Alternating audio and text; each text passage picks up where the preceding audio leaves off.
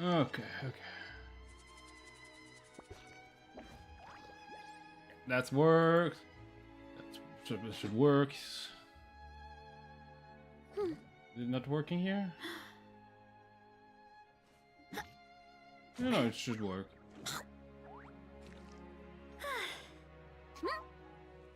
You know, my phone is giving me a notification. What? Okay. Hello everybody. Sorry for being late, and also sorry if I not noticed properly notifying YouTube about the stream. I did all the preparation, but I just forgot to click finish on the other thing on the like prep stream. So all the information was entered, just not published. I'm very sorry about that. I'm also gonna be eating on stream today as well because I literally got home like 30 minutes ago. I did eat a little bit, but I was extremely rushed and everything, so I didn't eat much. So I'm probably gonna do my be doing some stuff with crackers again.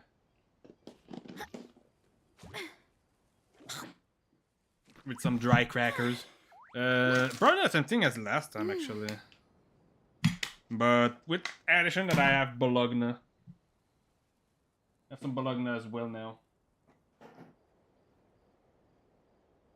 So anyway, I'm not gonna prep everything right now. So yeah, today I decided to do a stream on Genshin because I actually didn't really have that much, not that I didn't have much time, I just forgot to prep the information for the next Fire Emblem stream, so that's gonna be on Friday. This time I do plan on setting the stream in advance so that I don't get myself any reason of not doing it. I tend to have more reason of doing my streams when they are already prepped. More than when I actually have to prep it the same day as I'm doing it. So, what else was it? What is the volume right now? I feel like the volume of the... Yeah, the volume of the game is kind of low, I think. I don't know, it should still be alright. Yeah, the volume of the game is not that bad. Okay, we're gonna do a lot of quests today. We're gonna do the main quest for Fontaine. The Archon quest. But for now, I think I'm gonna start with the Fountain quest, actually. Last time we met Farina and we had the...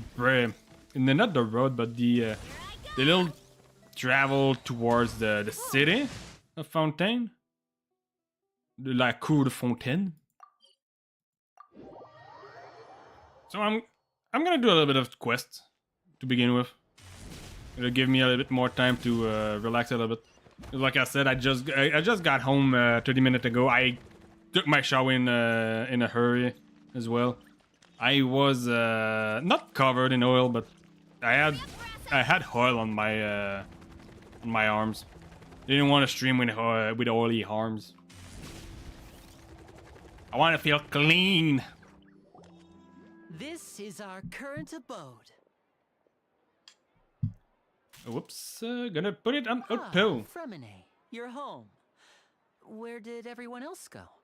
I have some new friends that I would like to introduce. Oh, they all just went out a moment ago.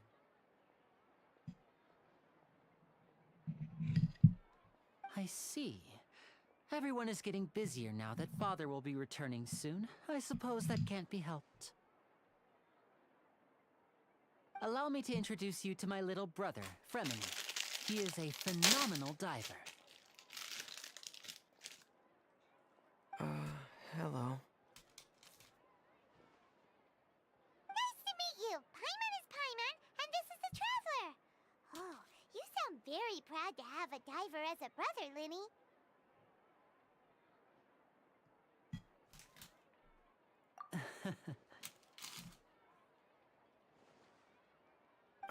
Linny, could you come here for a moment?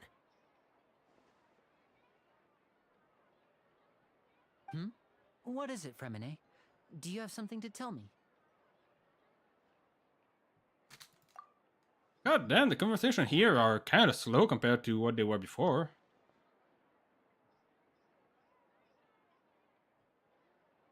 Not much is going on. Okay, I see. Is everything all right? Oh, it's nothing. We were just discussing a little housework. Sorry for the interruption.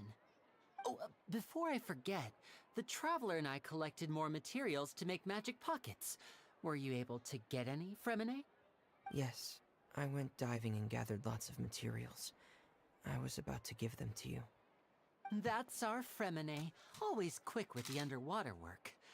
All right, I'll take these to the workshop.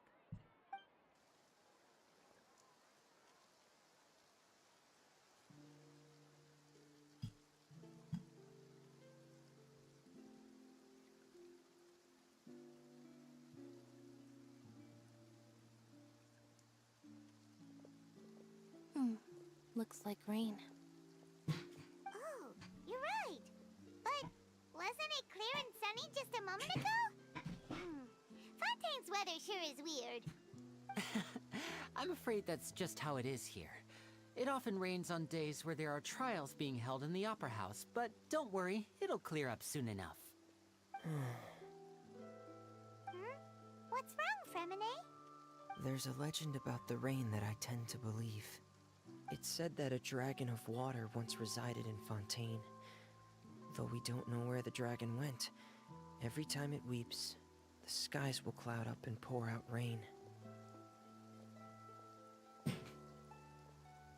When I was a child, my mother told me that if I wanted to go outside and play, I should yell toward the sky at the top of my lungs. Hydro Dragon! Hydro Dragon! Don't cry!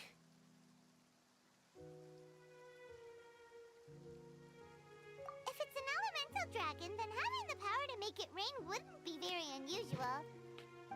Let Paimon try something. Hydro Dragon, don't cry!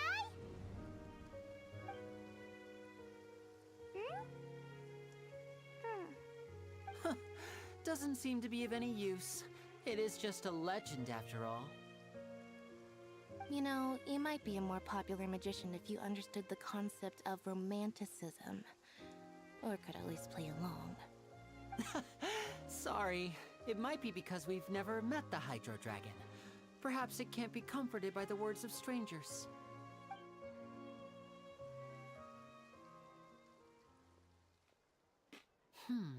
It rained for longer than I suspected.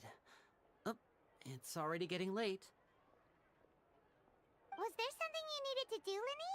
Every time Media stood under the rain this entire Yeah, time. some preparations for the show at the Opera House. I need to find a way to catch the last aqua bus of the day. On the day of the performance, just ride the aqua bus to the island of Araneus. I'll have Lynette meet you at the fountain in front of the Opera House. Oh, are you leaving now? What is it, Fremine? I'm in a hurry. Oh, I get it. You feel nervous delivering the materials for the magic pockets, is that it? Perhaps we could trouble the Traveler to help us take these materials to the Beaumont workshop and deliver them to the owner there? I'm afraid that Fremine can be quite introverted, and the boss there tends to be pretty talkative. Fremine has always been a little afraid of her. No trouble at all. Don't worry, we're on the case. Sorry for the inconvenience. I'm quite useless when it comes to such tasks. I'll think of a way to make it up to you. Oh, no need. This will be a walk in the park for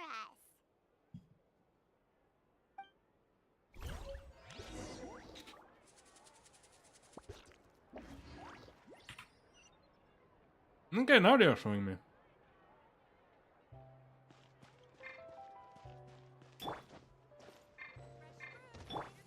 Hurry up, Brassa. I just wanted to finish the gulping when I was eating. Hey! Hello, you're Fablation. I'm doing the phone and quiz right now. Doing great. How about you?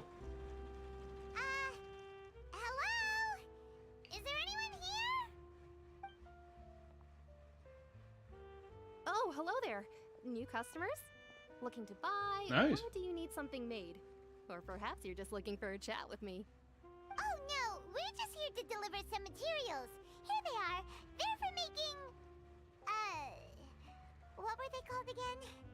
Ah, these must be for magic For pockets. sure there's gonna be a lot I of could tell conversation right during away. this quest though. I've already made several orders. No need. Whoops. They've already prepaid several batches worth. I usually play Fire Emblem, and right now I'm doing a let's play of well, not a technically a let's play, but I'm doing a playthrough of Zelda Twilight Princess Both their hearts and their on the pockets original are on the original Wii. So, is Lenny actually loaded? I can't say for sure, but who knows? Maybe there's good money to be made being a magician in Fontaine. I kind of like doing a retro game This machine most what of the you time. use to make stuff here? If you have any suggestions for a retro game you want me to play, you could take a look at it. Why use your hands when a machine can do the work? It would be a waste not to use the latest technology. And wasting is a kind of crime. I've been streaming for about I started I think in 2021. Ah, well... It's either 2021 or it's a 2023. little Not complicated. 2023, but I'm not sure I 2022. can put it in layman's terms for you. But Mm, basically, yeah. everything we usually use here in the city is powered by indemnitium. It's a type of energy that's produced from trials. Huh? How can trials produce energy? It's 2021 that I started. Well, I'm not completely sure of all the details myself, but basically, when a trial is in session, the Oratrice Mécanique d'Analyse Cardinale harvests people's belief in justice and converts it into energy to be used all around Fontaine. So that's what its other function is? Paimon heard that the Oratrice was created by the Archon to make judgments. But Paimon still doesn't get it. How could something unreliable like people's beliefs be turned into a stable power source for these machines?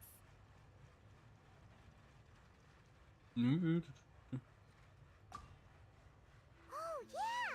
So that means the Hydro Archon relies on the machine to take the energy created by belief and turn it into power for all of Fontaine, right? Even though I've never heard anyone really put it that way Yeah, it has been before, fun streaming. sounds like it makes sense. There has been some highs Besides and lows, indemnitium, we have but another that type of never energy really called was about Nicosia. the stream though. It isn't produced by the power of the Archon, but it is unstable by nature. Yeah, thanks. Even now, it still cannot be widely used by civilians.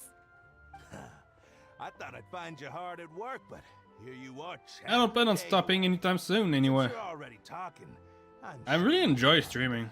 Few words with me. You again? Didn't I already promise you that I'd have the more I owe to Confrérie of Cabriere by next month? Why are you hounding me now? Yeah, but how do we know that you won't go running off by the end of this month? What do you want to I ask? want 50% today. Wait, no, 70%. Huh? You... Seems business isn't so great for the workshop. We've already finished our job and delivered the materials. Maybe now's a good time to leave? Hey, hold on. Hey, Before you go child! around trying to collect payments, why don't you settle your own debts first? If Confrérie Yes, of Cabriere wants to poach what do you clients mean from by Northland that? Bank, that's fine. But I'm afraid you still owe the bank a hefty sum of mora. So why don't we work things out between us first before you get back I to don't your know little what that conversation means. here? Ah, you're from Northland Bank. But we said we'll pay everything we owe next month. Why are you hounding me now? Traveler, Paimon! I didn't think I'd run into you here in Fontaine. What are the chances? We're surprised to see you too. What are you doing here in Fontaine? You didn't want to stay in Snezhnaya?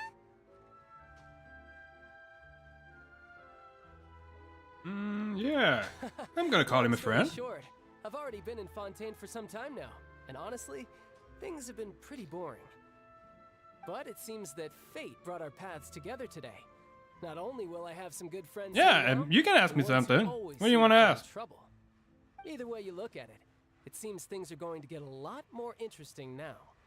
Pretty sure we'd want to avoid anything that you'd find interesting. Besides, our trip here has gone pretty well so far. Right, Traveler? Hey, you, Northland Bank boy. Aren't you forgetting something? Don't interrupt. It's not often I run into the Traveler like this. Why don't you wait for me over there for a while? You kidding?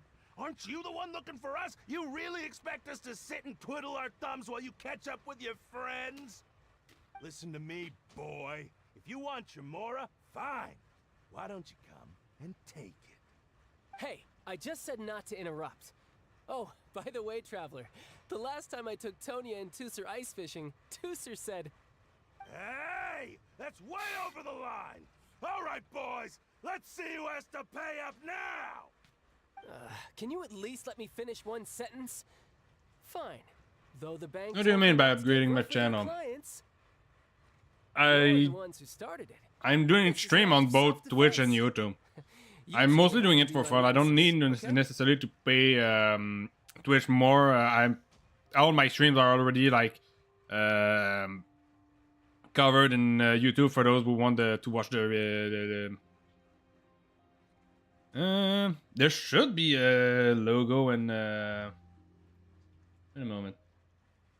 Now you made me curious. That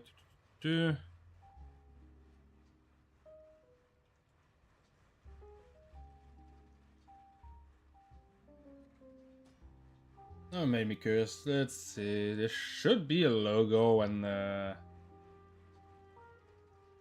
banner. And a banner. Okay, wait a minute. It's there you go. I'm gonna mute this. Wait. Where is it? I want to go to channel. I guess what? I guess there is some stuff that I should probably try to check out.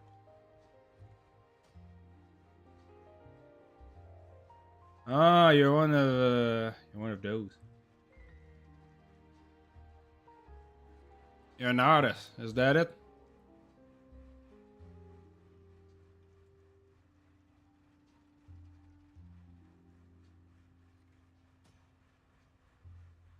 No, I'm fine. I'm doing this mostly for fun. I don't really mind leaving it like that. Like I said, I'm doing streams both on YouTube and Twitch. Hello, Terry T233.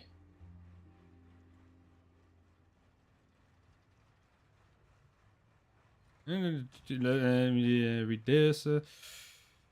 Who stream to thousands of live viewers.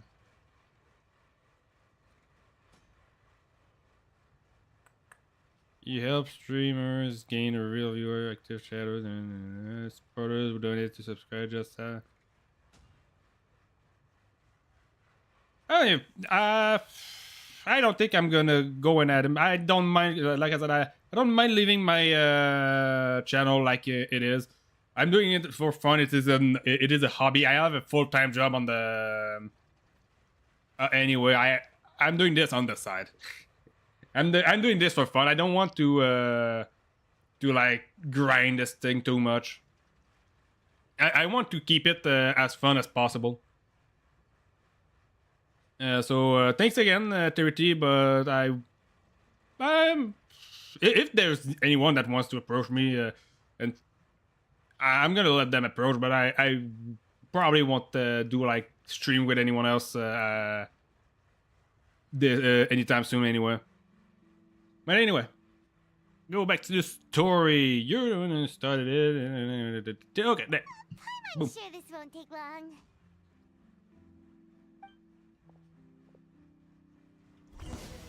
Authorize this one. Oh, whoops. You can run. There you go. Can't hide. You're forcing me to play Child. I don't even have my full team. This is rare. What's your deal, Brad? How are you so strong if you're just a staffer from Snezhnaya's Northland Bank? Wait, don't tell me you're... Oh, now you notice. It's a little late, don't you think? Just make sure you understand that you don't mess with Northland Bank. Got it?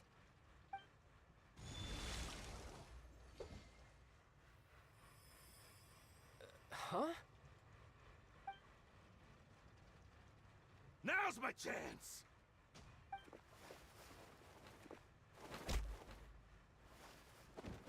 Yeah, as if he was gonna be taken down by just having his I don't remember how it's called, but having his powers turned off. I'm not sure. It's as if I suddenly lost control of my hydro powers when I needed them. Maybe there's something wrong with my vision? Strange. How could that happen? First time Paimon's ever heard of someone losing control of their vision. Never mind. It doesn't matter. If I want to stay sharp, I shouldn't be relying too much on my vision anyway. Besides, I always have my delusion in case I need it. So what are you doing in Fontaine, child? I don't see its work for Northland Bank. Well, I guess it's because I've been in a bad mood lately. Huh? What kind of reason is that? Wait, since when do you feel down about anything?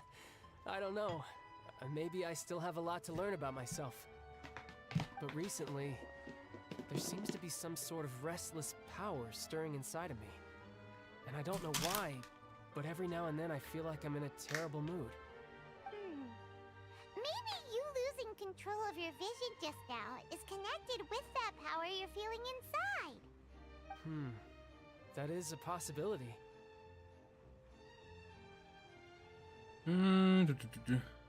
I can't remember if I ever mentioned it before, but when I was 14, I fell into some unknown abyss.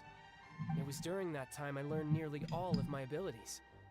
The one who took me under her wing and taught me was named Skirk.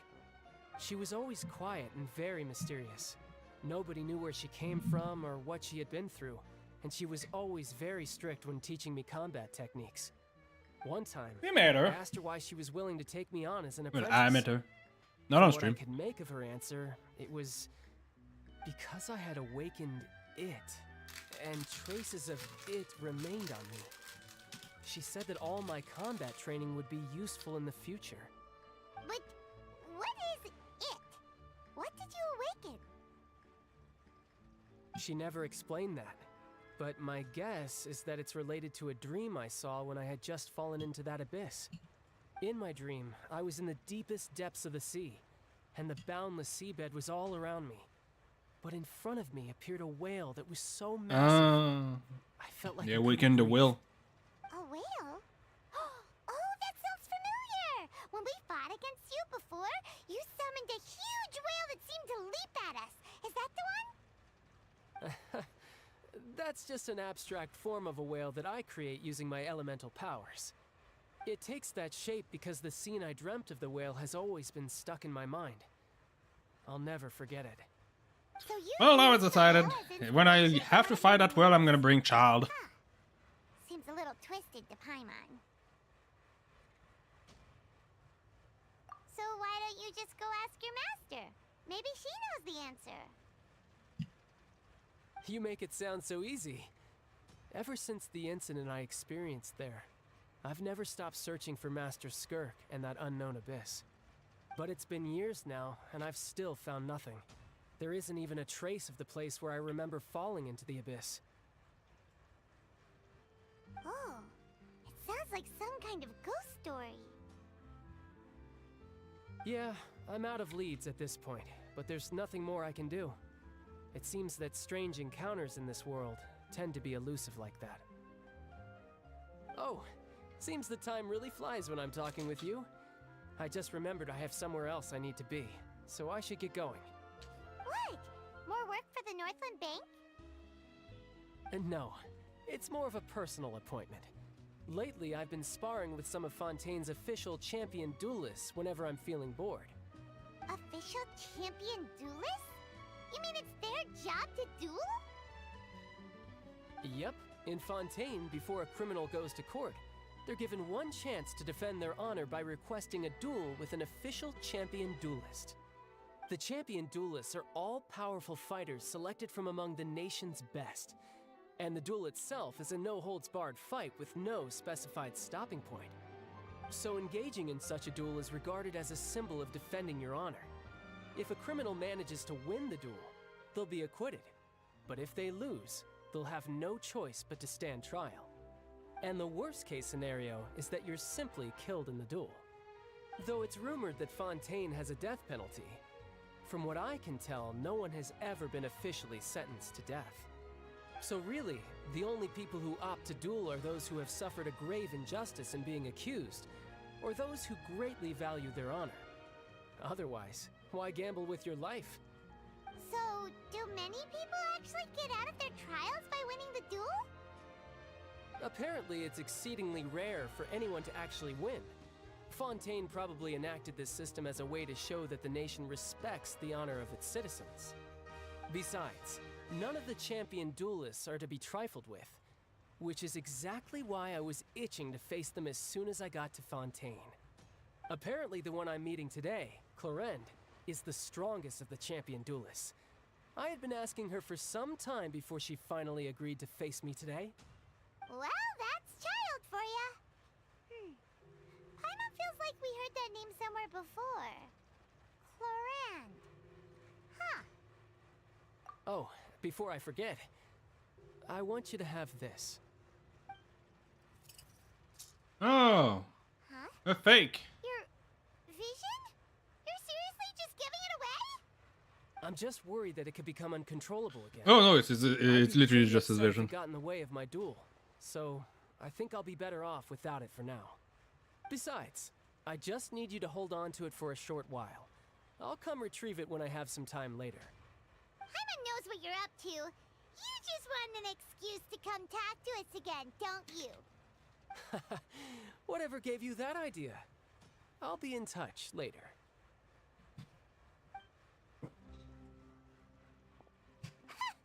That sneaky guy. He said he's been feeling down lately, but he seemed the same as ever to Paimon. Well, since we don't have much to do for now, we might as well walk around and see the city before Lenny's performance.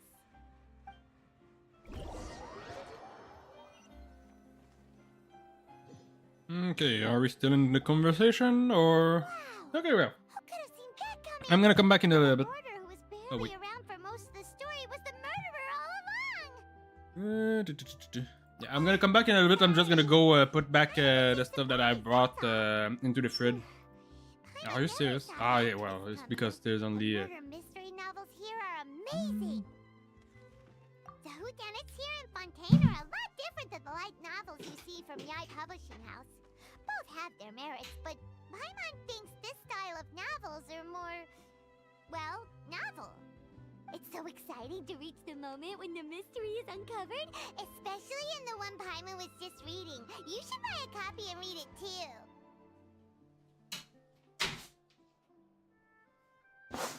Okay, I'm back. Sorry, and I didn't want to leave the meat and the bologna and the cheese too long outside. So, don't care, just Paimon talking. Probably not that important. Careful next time. Hey, shouldn't we be heading to the opera house to see Lenny's performance? Yeah, wasn't that what you wanted to do before? So we should get going.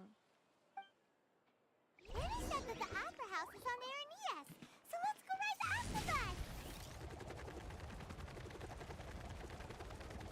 Running late again. Hmm. Oh, so the opera house is all the way over there.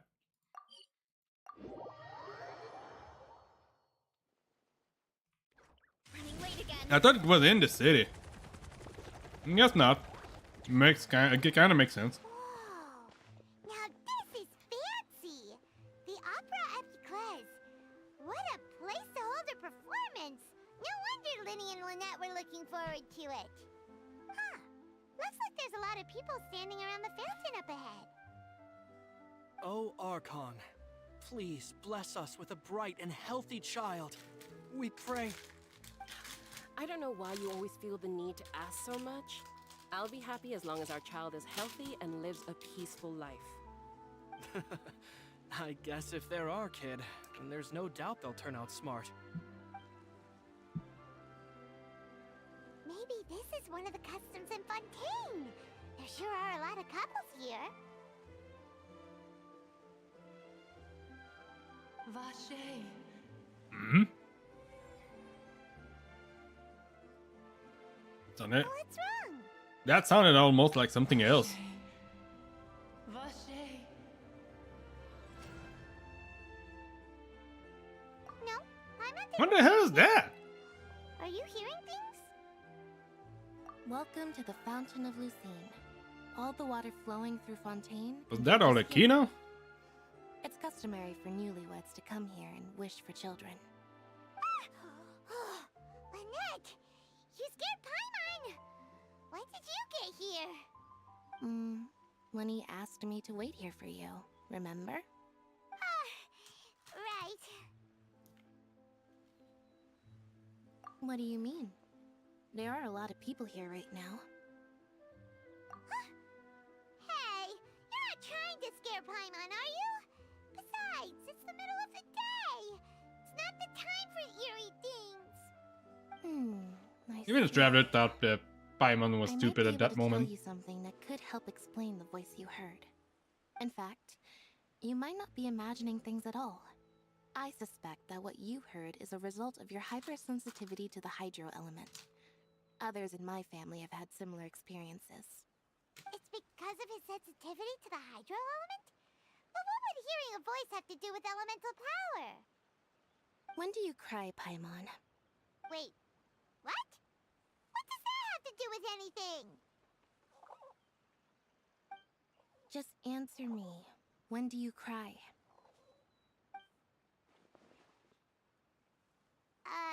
When Paimon's really sad?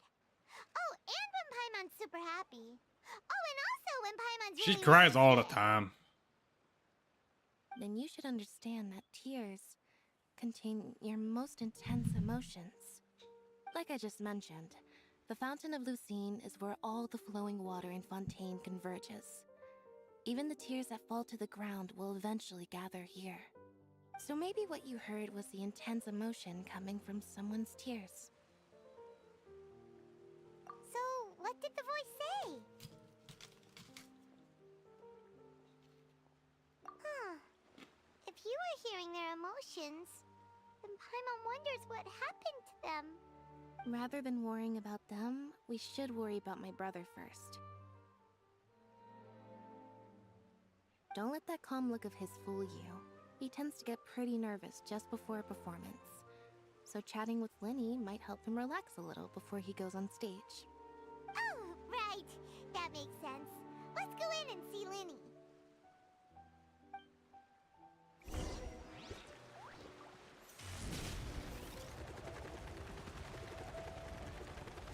Hurry up, Brassa! I thought did I ever got inside of this?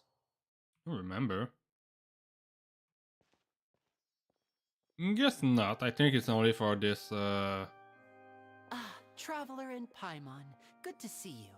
I knew you two would come. Are you kidding? We wouldn't miss it for the world. We've been looking forward to it.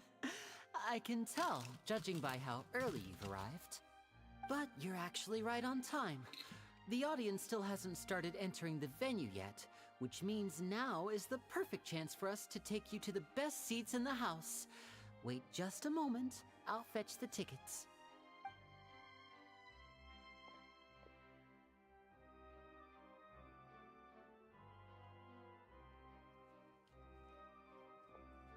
The Opera House has assigned seating, so you always have to make reservations. I've already reserved your seats, and here are your tickets. Ooh, front row seats! Thanks, Linny! Don't mention it. There's no need to keep thanking me. Hey, Lenny! Could you come over here and take a look at this? Oh, I'll be right there. Seems there's an issue with the stage props over there. That's Cal, my assistant, calling me. I'll go lend him a hand. Yeah, we'll just go to our seats. You go ahead, Linny.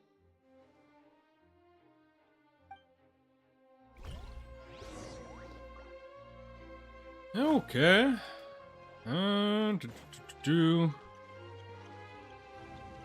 Ah, yes, I did came here before. I did came here before. Now I remember.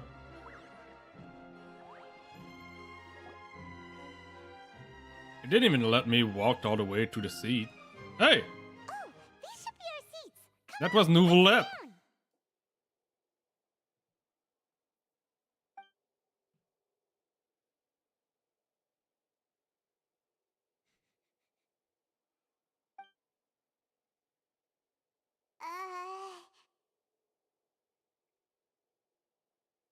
Uh,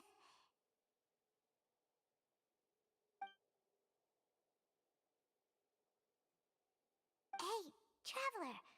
Maybe we should strike up a conversation with the person next to us. Since we're sitting together and the rest of the place is practically empty still, it's kinda awkward if we don't say anything. Ah, you little... Of course you put this on Paimon. Excuse me, I did not realize you felt awkward. I am terribly sorry. I would be perfectly happy to chat with you if that is what you would like. Oh, so you heard all of that, did ya? Boy, you sure have good ears. Paimon thought she was keeping her voice down. Your voice is Wait, never that's down. it. Paimon's sorry. Paimon's the one who was being rude, talking under her breath like that. So let's talk. But what should we talk about? Oh, Paimon's got it. You're also here early and sitting in the front. Are you a friend of Linny's too? A friend, you say? Well, if Mr. Linney would like to be my friend, I would be more than happy to reciprocate. Oh, so you're not friends with Linny then? Oh, this is getting more awkward by the second. Paimon nearly forgot to make her introduction. Nice to meet you. Paimon is Paimon, and this is the Traveler. We just arrived in Fontaine. It is an honor to meet you two. I have heard of your deeds across Tevat. And as required by proper etiquette, I will also introduce myself. I am... Oh, Monsieur Nervillet. Nervillet? What? To have you here to see my show. They call him Nervillet? With an R, like Nervillet? Is that what I heard? Oh, Monsieur Nervillet. Nervillet. It is to have you here to see my show. They said Nervillet. I think I prefer calling him Nouvelet. I don't know where I heard it, but I heard someone calling him like Nouvelet. I prefer Nouvelet to Nervillet. If I were to pronounce his name with like the most like French accent I could do, it'd probably be like Neuvillet. Not a Nervillet. This is like a mix of French and English accent. It's not entirely French and not entirely English. It's right in the middle. The way that they pronounce it. But the R is weird. Anyway. Mr. Linney, I should say it is in fact an honor for me to see your performance in person. Wait, Nervillet? Could he be... I saw you all Nick, I chatting think just now, Paimon pronounced it a but little seems bit better. You still don't know who Monsieur Nervillet is. Allow me to introduce you to Fontaine's Chief Justice. That seat is always reserved for him. It wouldn't be too much to say that he's the symbol of justice and honesty here in Fontaine. Ooh, sorry for being so rude just now. Paimon had no idea you were such an important person. No offense taken. Being Chief Justice is merely what I do for work.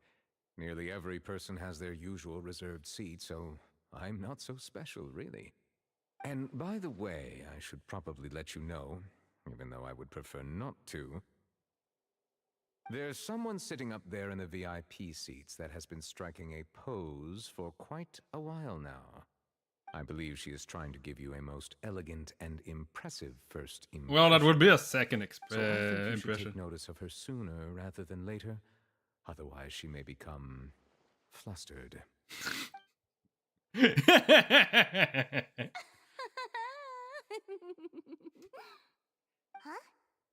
Oh, it's Farina, the Hydro Archon. Huh. She sure has a smug and satisfied look on her face.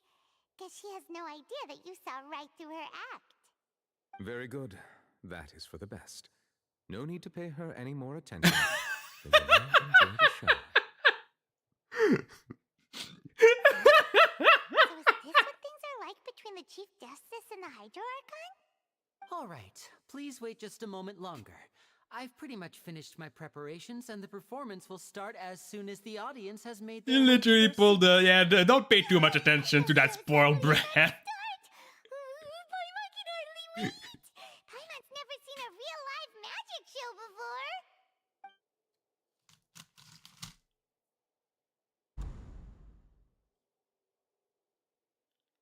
Oh, they're dimming the lights! The show must be starting!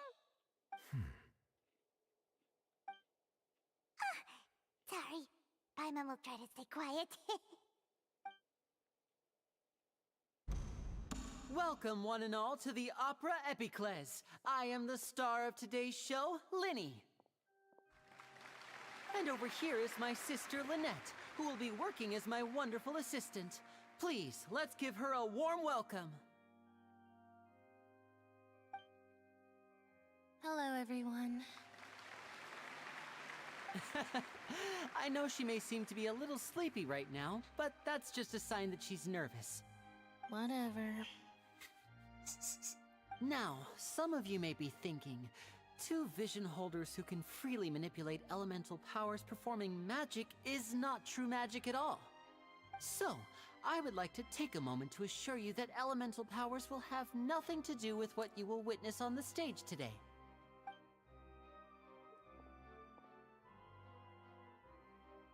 Both Lynette and myself have removed our visions for the show. That way, even the gods won't be able to help us. Oh, good point. That's what makes the show real magic. Now, without further ado, let the show begin. Lynette will now exit the stage to make some preparations. I know you might miss her, but don't worry. She'll be coming right back on stage momentarily. Perhaps in an unexpected way. I'm sure she'll be stealing the spotlight soon enough. Oh, and before I forget, there's one more thing I should say. You never know what can happen in the blink of an eye. A magician's greatest skill is making cinematic. things disappear or appear. The possibilities are endless.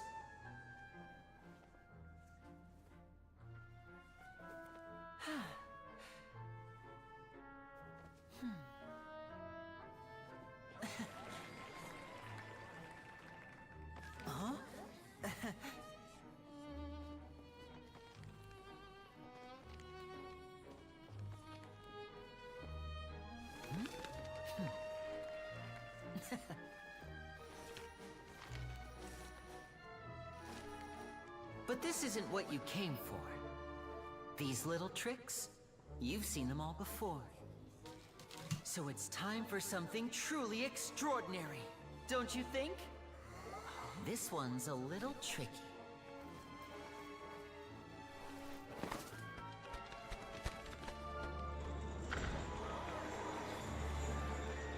Using this water tank, I shall make my sister vanish completely, right before your very eyes.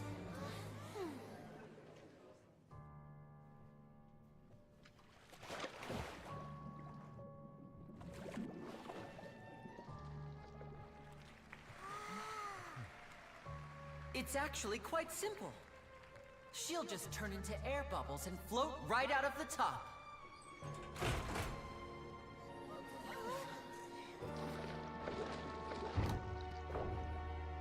Oh no! I told them to check all the props carefully. With the lid on, even air can't escape. An amateur magician would be getting very nervous right around now. Luckily, it's me on stage, so let me show you what a true virtuoso can do.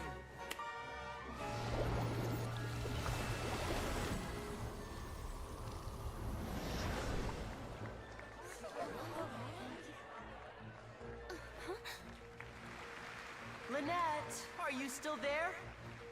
Don't go too far. We don't want to use up all our magic. Hi, I'm back. Uh-huh.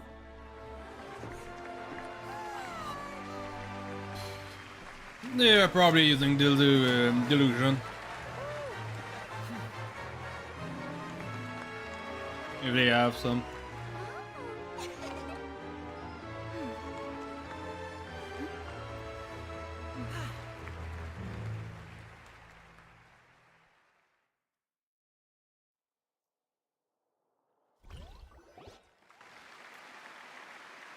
Whoa! What in the world just happened? How did he do that? Paimon didn't see him do anything. Wasn't Lynette inside the water tank? How did she disappear and then reappear out of nowhere? If we could see easily through his tricks, then that would mean that his skills are still lacking. To appreciate magic, you should focus on the show happening on stage, rather than getting caught up in trying to see that which has been intentionally hidden. Guess you're right. Paimon couldn't believe her eyes when Lynette reappeared. Amazing! Thank you, everyone. I'm glad you enjoyed that performance. But our magical journey has only just begun. I've prepared even more astonishing surprises for everyone here. The magic of transformation and disappearance can go far beyond what you've just seen. I'm sure many of you are thinking that escaping the water tank was impressive enough, but Lynette is still my assistant after all.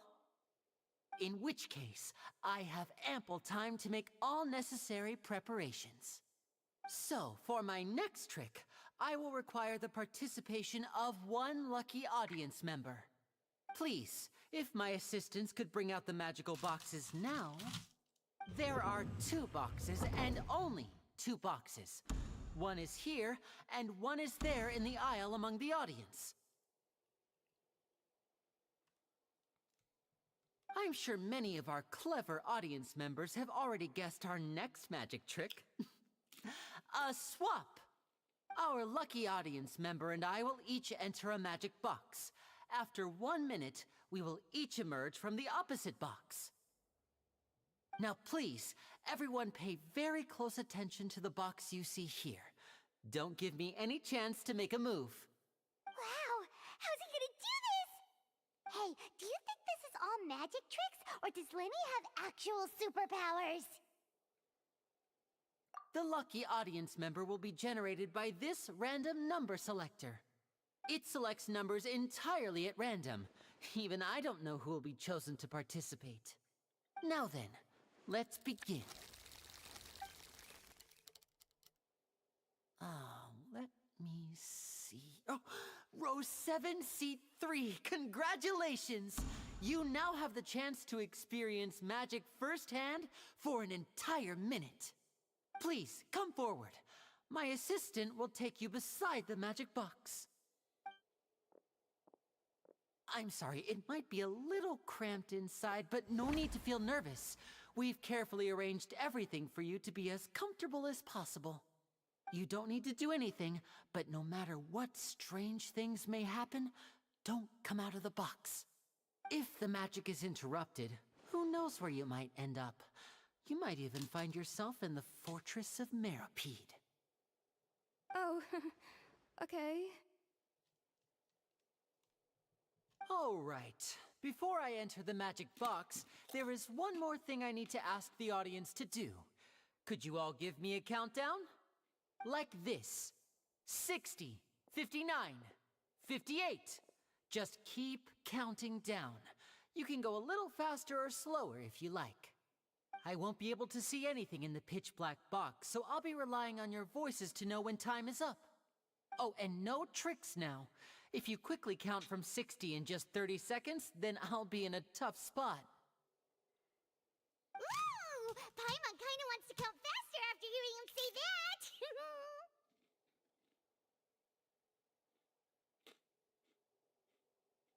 No, that won't do. I can see it in your eyes. You still can't be trusted. Let's practice together. Come on, repeat after me. 60, 59, 58. 60, 59, 58! That's right, perfect. Keep it going. All right, I'll see you all on the other side once you've finished counting.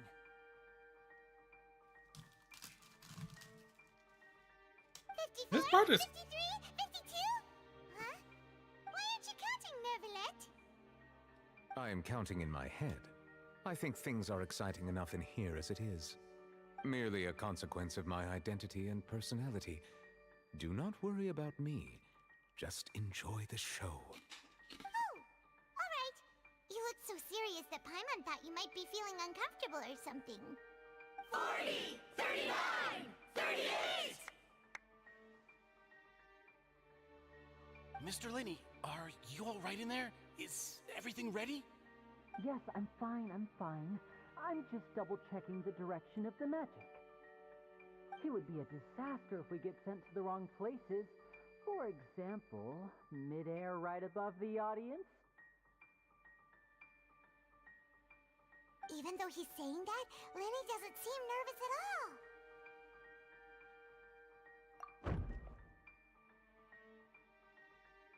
Ah, what was that noise?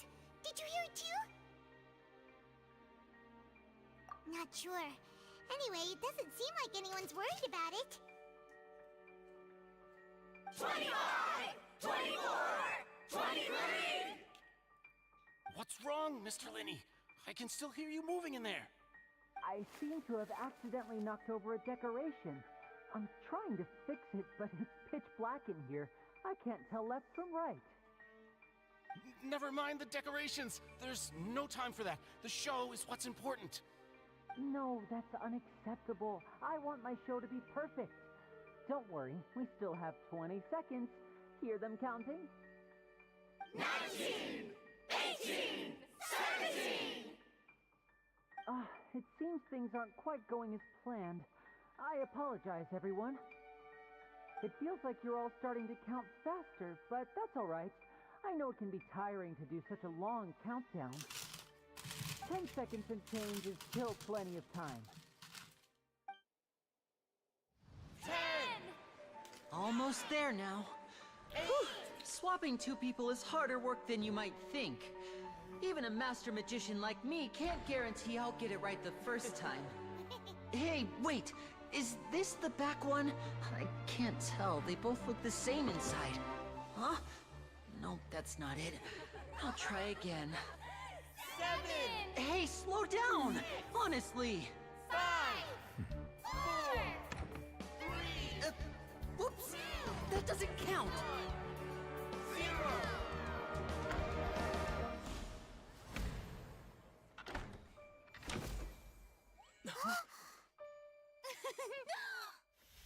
Ta-da!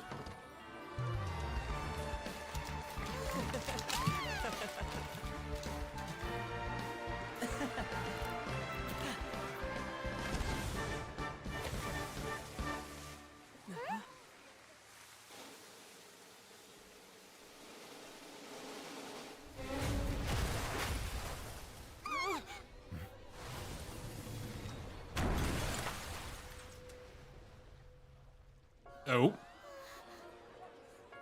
What happened?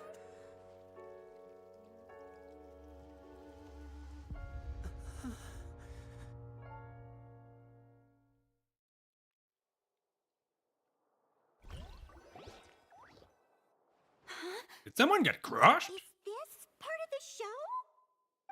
Mr. Lenny, you're going to use magic to fix the stage now, right? What happened? Oh no. Maybe this isn't part of the show. The girl was still in that box, right? This performance is over. Medical staff with me. Guards, secure the scene and detain all the performers. Seal the exits. No one is allowed in or out at this time. Yes, that's right. If this was just an accident, then we must investigate the cause. But if this was all part of some scheme, then then those accountable will not escape the judgment of the God of Justice! No need to be alarmed, you two. We'll get to the bottom of this soon enough.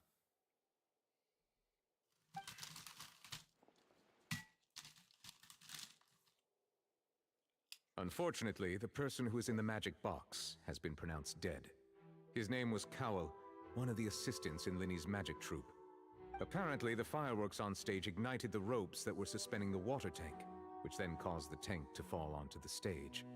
As of now, we are still not sure why we found Cowell in the box, rather than the guest from the audience. And after an initial search of the area, the guards have confirmed that the girl is nowhere to be found. It appears that this incident was not merely some mishap with the performance. And there are many indications that it is connected with the case of the serial disappearances of young women. The serial disappearances case? That's the case that Charlotte mentioned before.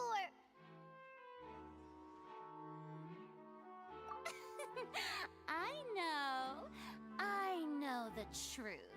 I can see through the whole thing. Really, using such a shallow and obvious mystery as his finale.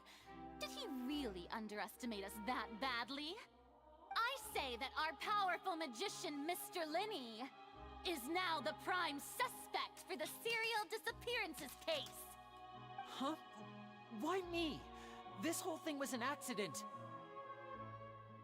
No, this all occurred during your magic show, did it not? The missing girl disappeared after being chosen, did she not? The deceased is one of your assistants, is he not? Now that I think about it, that whole speech about magicians making things disappear was nothing more than a provocation, a bald-faced challenge. That can't be right. How can Linny do this? He was in the box on the stage the entire time. We can even hear his voice. Besides, before the show, he told us that he would like to catch the criminal behind the disappearances. He couldn't possibly mean catching himself. Save discussion for a later time, please. Lady Farina, may I assume that your comments just now constitute an accusation against Mr. Linny and his associates, and that you are pressing charges? Huh? I just think that he... Well, I think it might be a little early to talk about formally pressing charges. But what Lady Farina said just now makes perfect sense. Looks like she's gonna personally deliver justice. A kidnapping and murder carried out under the alright. cover of a magic show. Yes, anyways. Said it all. How you doing? I mean, of course, my dear people. But what excites me even more than the obvious truth before our eyes is the opponent I'll be facing. Nice. That's right. I mean you, Traveler. You'll support Linny, won't you? After all, he was the one who helped you the first time we met. No, she's using the case just to try and face off injustice? After all, she did try to bring us into justice the first time we met her. Guess she just saw an opportunity now. After our kind of mistake.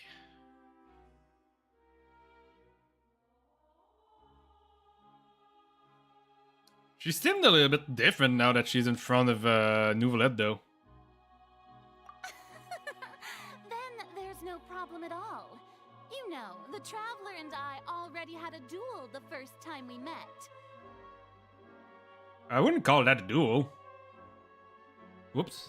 Need to bring it back to Odo. With Linny's help, our little duel ended in a draw.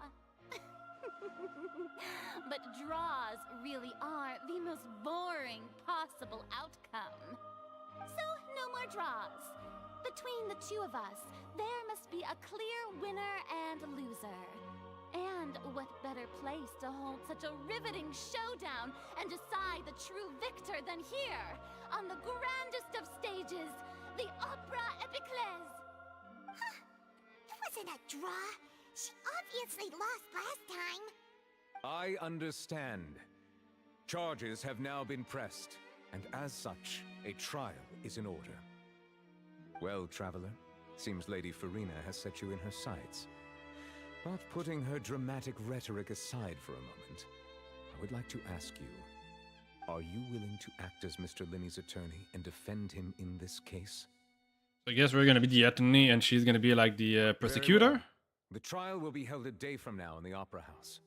Both sides may investigate the scene to build their cases and search for the truth.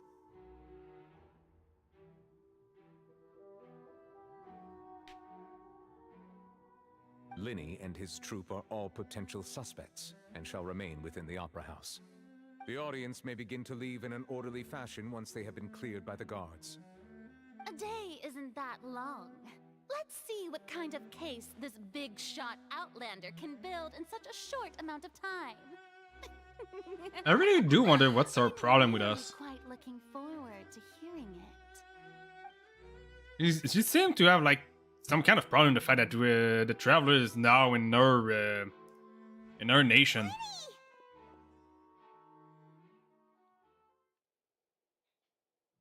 Sorry about everything that happened just now. Were you frightened? Of course! Who wouldn't be scared after witnessing an accident like that? Yeah, I'm a little shaken up myself. How could this happen? And poor Cal. I know you already claimed that you would defend me, but now it's just us talking. Tell me, do you think I could possibly be the murderer?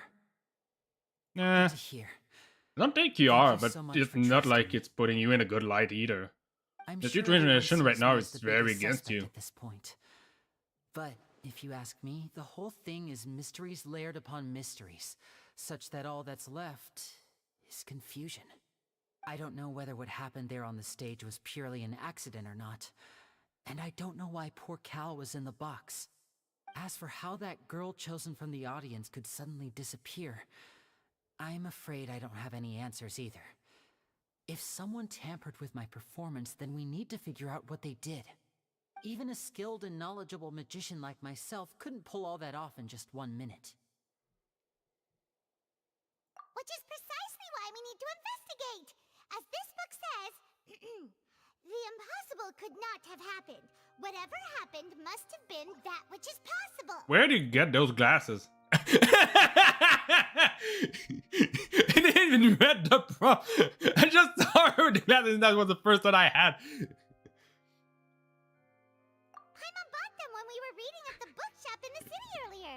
Pretty cool, huh? Don't worry, Paimon used her own savings to buy them. It wasn't from our travel funds. And where do you get those savings? Paimon. You have good taste, Lynette. That's the right attitude. Feeling depressed isn't going to help me now. I need to get back to my normal self.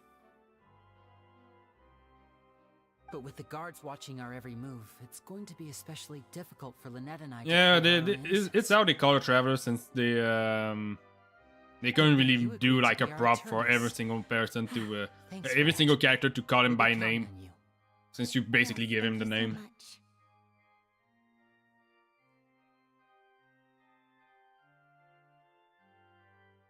Yeah, I'm used. Just leave it to us. Oh, since we're going to start investigating, Paimon has a question first. Where did Lynette go during the performance?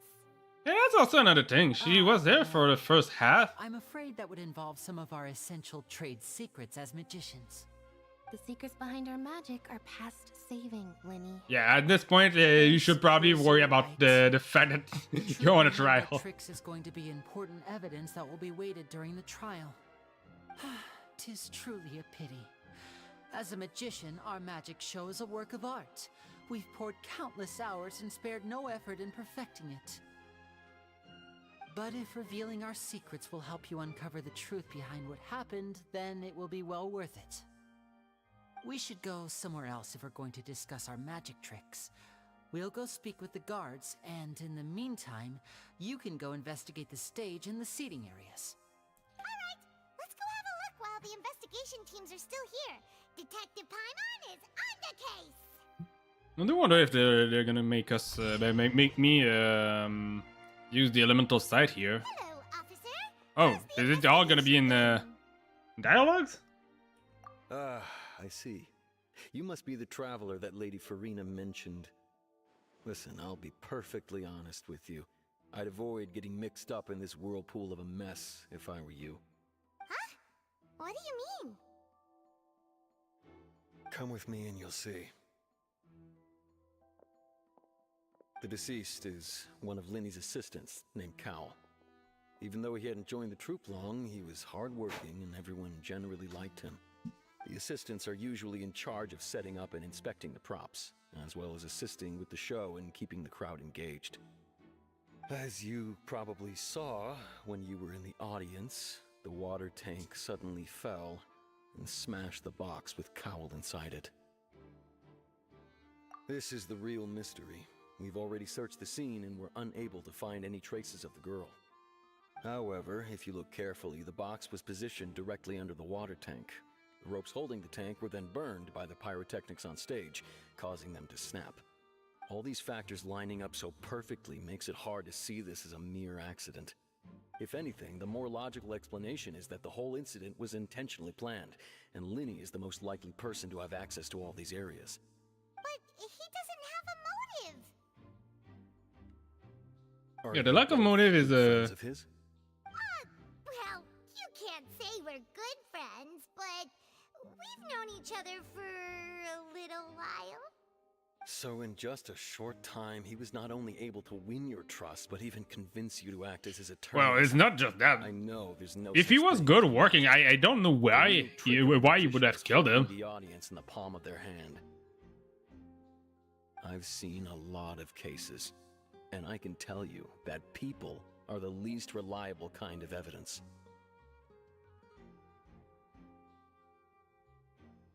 Sorry, I tend to be pretty straightforward.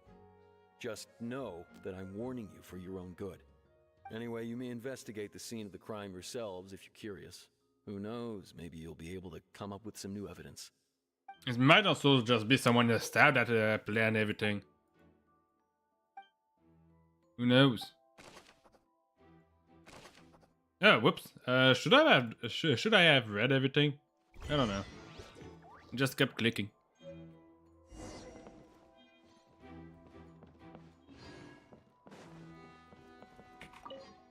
Let's investigate this thing. This is the rope that broke and caused the water tank to fall. The rope looks pretty durable. How can it be burned through so quickly by fireworks?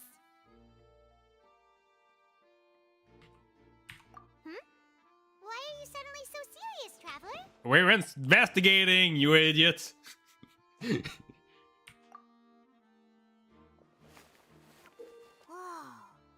Look!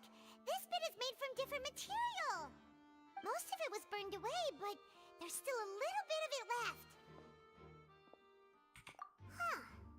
So if a rope meant to hold something was made with that kind of material in it, then that means... Wait! Why don't you write all this down? Let's take notes. Okay, so this rope was used to suspend the water tank. It suddenly broke when the fireworks were being launched on stage. The investigation has shown that the location where the rope snapped was made of a flammable material. Yeah, that doesn't like... Okay, let's examine. The magic box was struck. If Carl were inside the box at that moment, he might have dodged the falling water tank.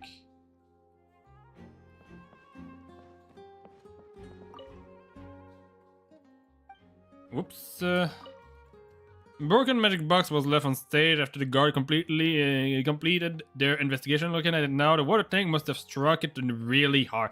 You think so?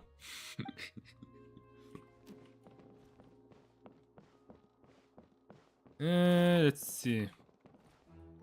Is there a possibility that I can investigate the... Doesn't seem like it. Don't think... I guess I need to go and investigate the other thing.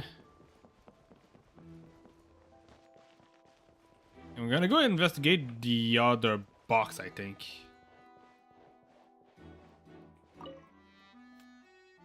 It looks like an ordinary box, but Linny somehow moved instantly from the stairs to being inside of it. How does it do it? Probably should go inside the box to see if there's anything in it. Other than what was shown on stage.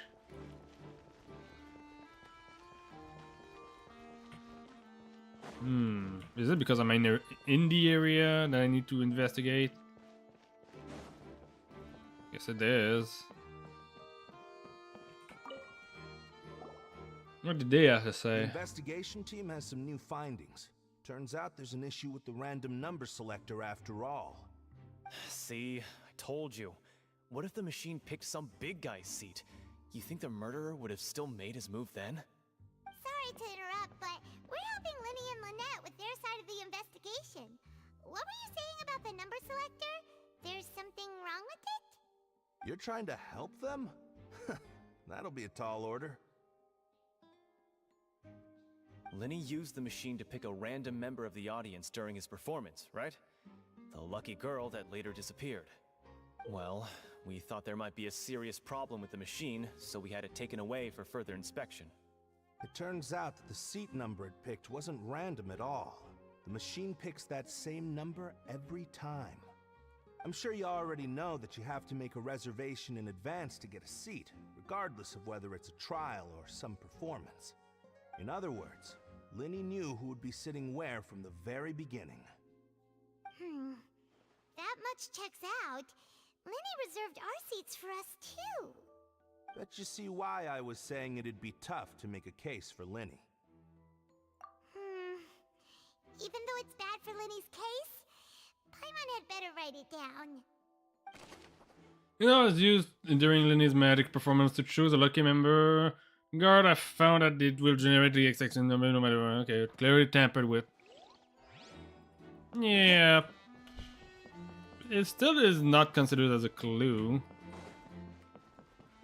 Maybe this guy? Go ahead, have a look around.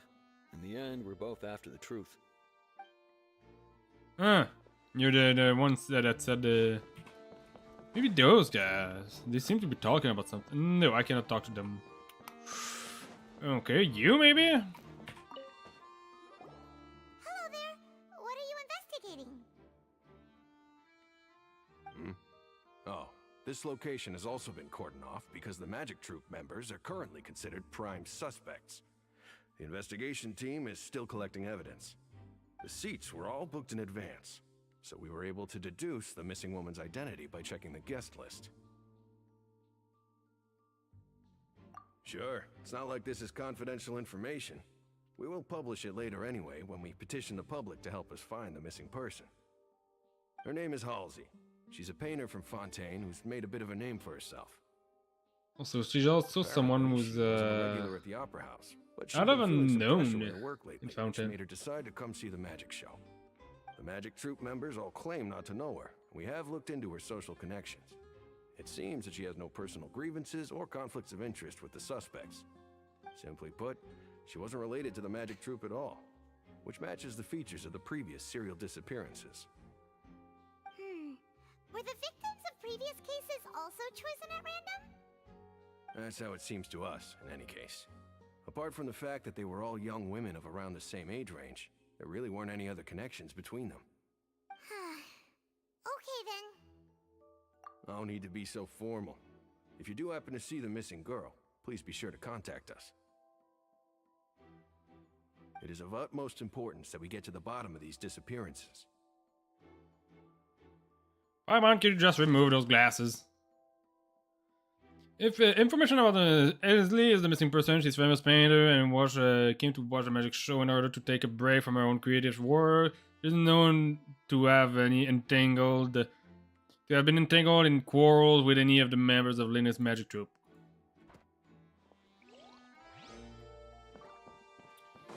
Well, this is all the clues I could get from this place, so let's go look around this guy. I see that you're investigating the area. Well, it just so happens that I'm interested too. If you find any new and interesting leads, be sure to share them with me, alright? We don't have too many thoughts yet.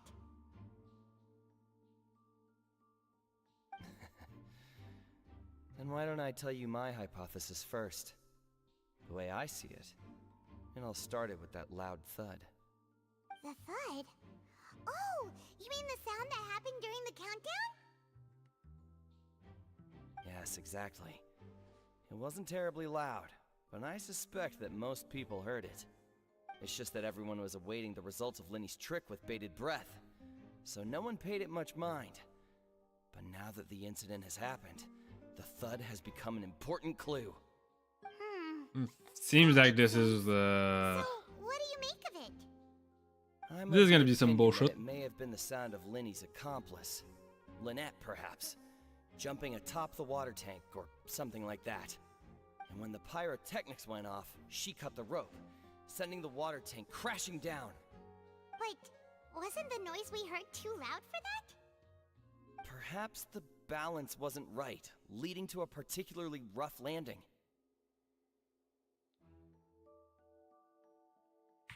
Oh, that's true. yeah, it's just some stupid. Suppose I must reconsider. Well, not necessarily. It's just like an hypothesis that is clearly wrong. During the performance, there was another little tom that that many audience members heard.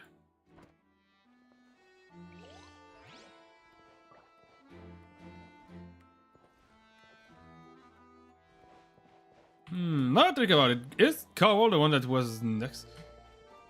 Did it just like... I don't know. Because if Cowell's was the one next to the box initially...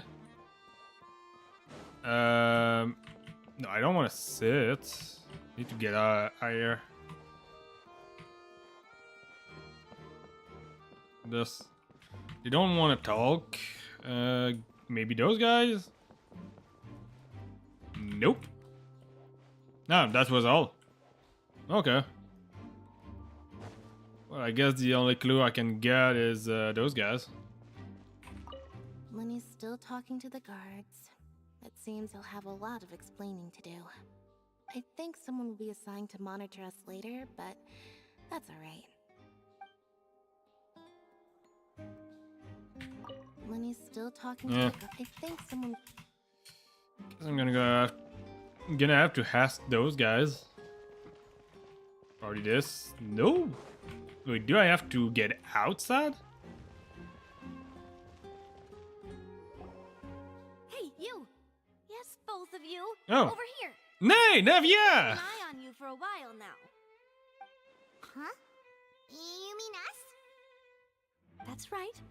If I'm not mistaken, you're also among those who wish to cut down the thorns and pursue the truth. No? And by the looks of it, you're not from Fontaine. Well, you're right on the more about that one, but who are you? Have you never heard of the Spina di Rosula? From mediating disputes and providing protection to solving conundrums, you name it, Spina di Rosula does it. And I, Navia, have the honor of being its renowned president. Though those who play by our rules call me boss. I'm Silver, her attendant. Pleased to meet you. And I'm Melus. Demoiselle's various daily needs and affairs are under my purview. Huh? Boss? Demoiselle? What gives with the names? Well, I am the second generation president. Melus and the others are still used to my previous title. My apologies, Demoiselle. Should you prefer, boss, I will endeavor to use that instead. No need. You don't have to call me boss. Just Navia is fine. Okay, if you say so. Not that we're members of Spina di Rosula anyway. All merely trifling details. Never mind. Now, back to the situation at hand. That's right. I've always kept an eye on the serial disappearance cases. My interest stems from a matter back from my father's time. Judging from the look of things, I find Linny an unlikely mastermind. Really? We think so too! That's why we're looking for clues now. But how did you come to that conclusion? Intuition, naturally. My unparalleled intuition. Okay. Farida sure was quick to point the finger at Linny without any decisive evidence whatsoever, wasn't she? But that's not uncommon for her. If you remember, the Justice had to interrupt her and ask if she was pressing charges just to keep her from getting carried away. Anyway, a trial begins the moment someone... The only reason why she actually did push the charge was because we were gonna defend Linny. Down in that situation. Sounds more like you just don't trust the Hydro Archon. Well, what's your opinion? I must admit that she can be interesting at times, but liking her doesn't mean that I'll blindly agree with her. All right, I've answered your question. Now, it's time you answer mine. Wait a minute, did that answer count? Well, I say it does. But don't worry, you won't hear any pointless questions from me. In your opinion, do you think it's right to treat a trial like it's an opera?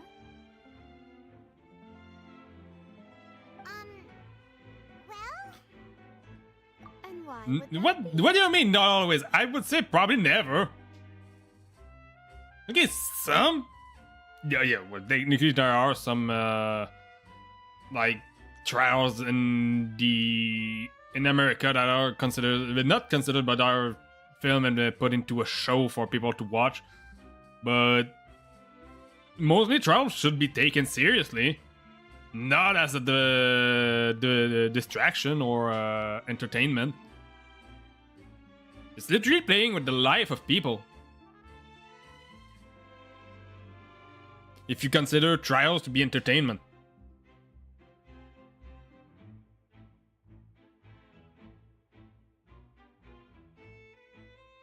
There you go. That was the answer I was looking for. Told you they'd be different. Most astute of you, demoiselle. I too think that the traveler's response was most excellent. No matter how wonderful the script or how fervent the audience's expectations may be, the trials that go on stage here must be based in fact. And if that can be done, boss, then... All right, that's quite enough, Maloose. Anyway, I like your answer. You passed with flying colors. Now, I need to make some preparations, following which our joint investigation shall commence. You two shall be my assistants. Wait! Since when did we become assistants? Oh, well, I can be the assistant. Sure. Or your companion, if you like. I'm really not that fussy. That's more like it. I think you're missing the point, Paimon. Far be it from me to brag, but I believe that Demoiselle's intuition will be instrumental in uncovering the truth. You wish to save a friend from false accusations, and we wish to unravel the disappearances. In this sense, our goals are aligned. You have a point. You're quite the talker, aren't you, mister? And what about you over there? What do you think? You seem like you've got something on your mind. I have nothing to add.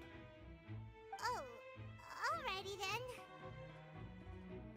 We'll be making some preparations first. Just be sure to let us know if they start revealing Linny's tricks. Thanks! Let's go talk back to Silver.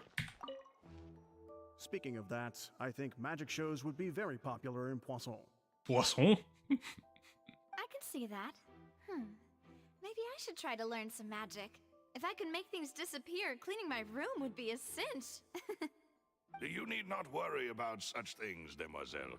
That falls under my duties. Oh, right. Was that just a conversation with everybody involved? Speaking of that, I think magic shows would be very I can see that. Yeah, just Maybe I should try with to learn everybody. some magic. You need not worry about Yeah, Oh. I thought that maybe if I talked to Melos first, something else was gonna be said.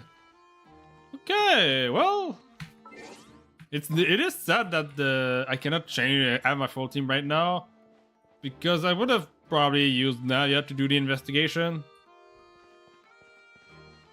I'm guessing you're the only one I can talk to. Sorry, but no one can freely enter or exit the Opera House at the moment. If you wish to leave, you must register your identity with us first. No, we're not leaving. We're representing Linny and Lynette as attorneys, so we're investigating the case. Were you always guarding this entrance?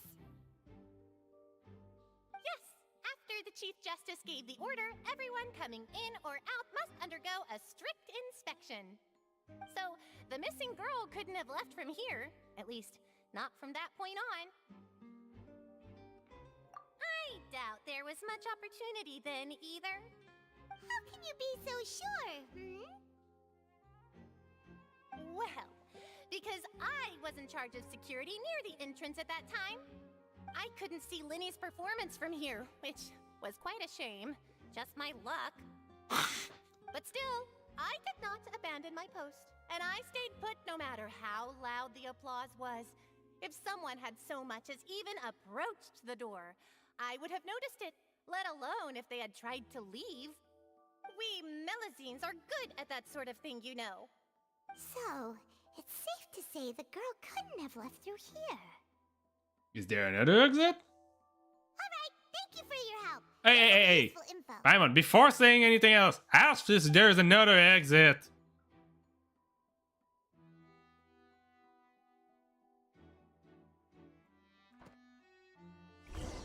Because it doesn't mean that this is literally the only exit in the entire premise. Paimon wonders how Linny's discussion with the guards is going. Let's go see, shall we? Ooh, things are getting interesting, huh? We're about to see how magic is made. Ah, now that I think about it, I can change my team now. Let's do it right now. To go with... No. I guess this is the team then. Let's deploy this team. Understood. Then I will be going with you. Just so you're aware, I will be monitoring your actions and making notes as necessary. Very good. Thanks for being so agreeable. I'd pull a rose out of my hat as a gift for you if I could. You may spare the pleasantries. I'm just doing my job. You've arrived. Who's this? Me? I'm Spina di Rosula's guardian angel. If you've got a problem, I've got the firepower. Sorry, I got a little carried away there. Call me Navia. I'm a partner of theirs, and will be helping investigate this whole situation. And these are my companions. Would you mind if they join as well? Fine by me. Oh, new helpers? I would be most grateful. Might just go get myself something to drink after a little bit. It's not every day you get No, to I see haven't the been talking secrets that much, behind but magic performed on still. such a large scale. I appreciate your kind interest. Come with me. We'll be heading below stage. I think it's mostly when I don't talk that much that I finally Yes, that I get thirsty. a world of secrets is hidden beneath this magic box, prepared specifically for this switcheroo trick. But before I reveal everything, you should have a look first. Notice anything strange here?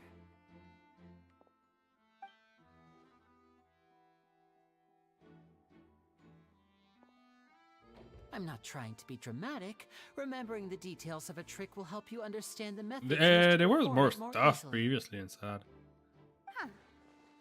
Weren't there balloons and other decorations here? Where did all that go? Ah, good eye.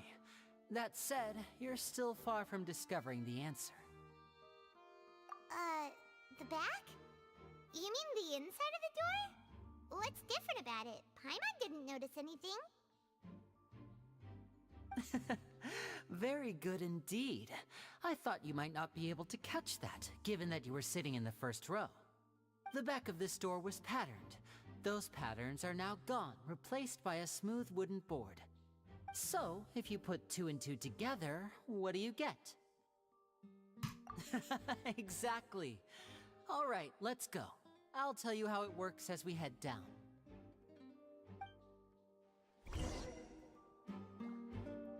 Oh, so there was a passageway under the magic box!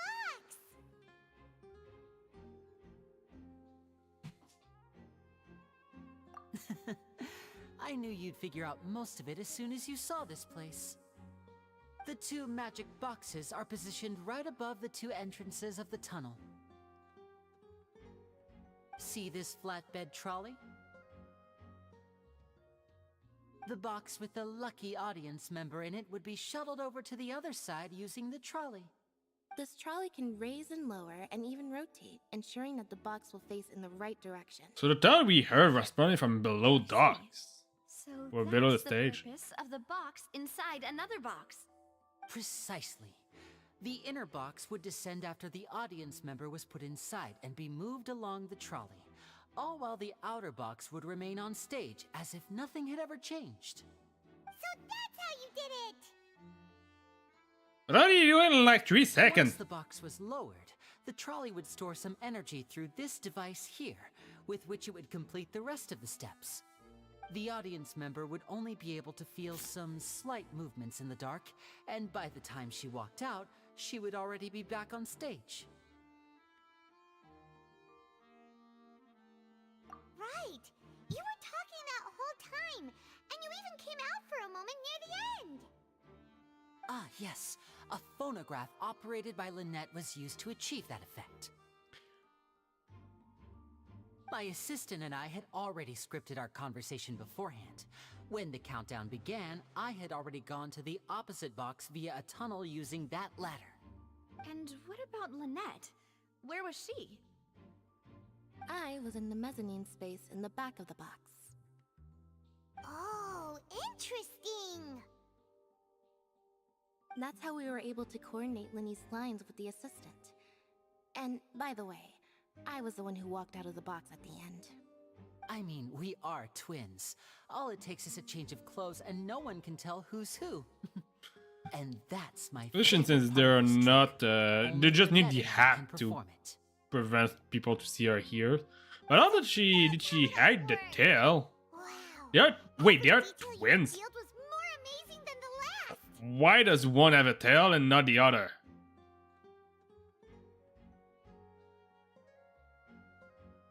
Lynette would briefly walk out of the box and then go back in, jumping into the tunnel and escaping before the box on the trolley could finish ascending.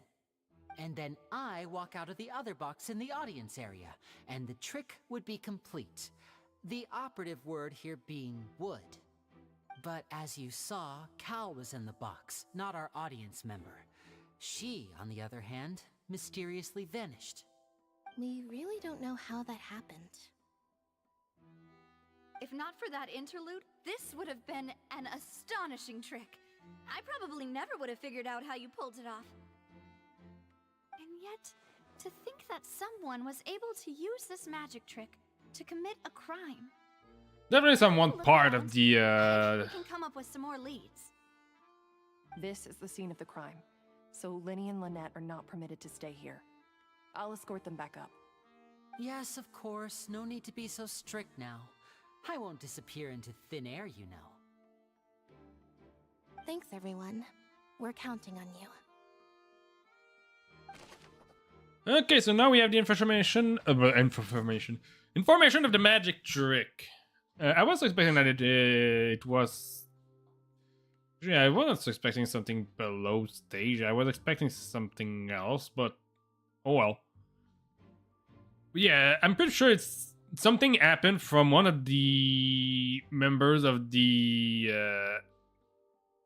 groups of Linny's group that infiltrated the group specifically to do this crime, specifically for this. And probably Cowell was one of those that saw that found proof of it, and they decided to push him into the box and kill him. Something like that. Anyway, I'm gonna come back in a little bit. I'm gonna go get myself some water or something to drink because I'm kind of thirsty. I didn't drink that much today. Sorry, it's the second time I get up to go get something. I'm gonna try to not do it again during this stream. Doop.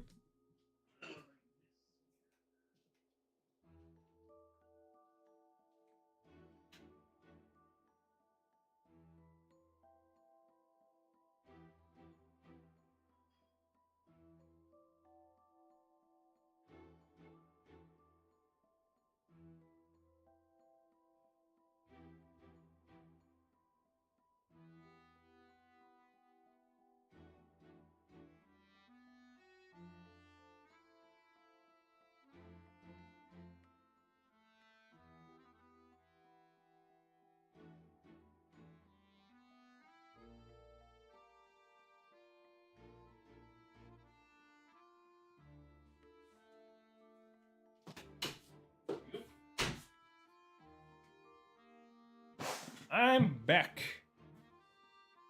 Oop. I'm not gonna put that in there. This is gonna break it. Okay, I'm back.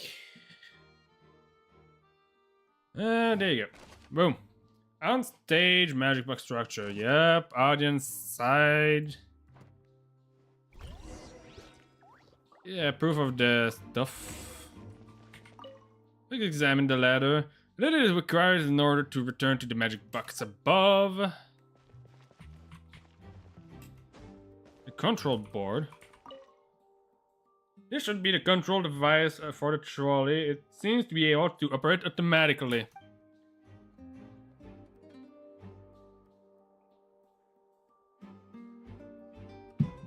Okay.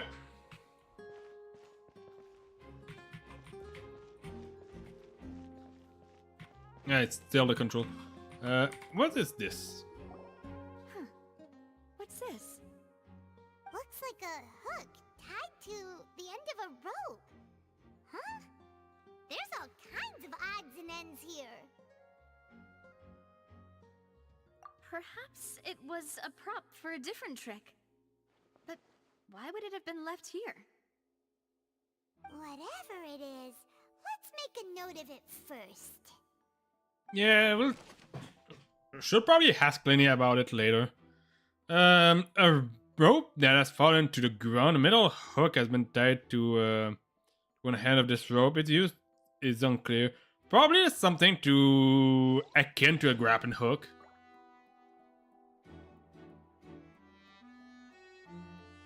Though the rope is very short on it. Oh, these are the clothes that the lady chosen from the audience was wearing, right? Her clothes are here, but she's nowhere to be found. Right. And do you really need to do that if you're kidnapping them? Ugh, this is so confusing. Paimon doesn't want to be a detective anymore. What are you talking about? Oh, wait.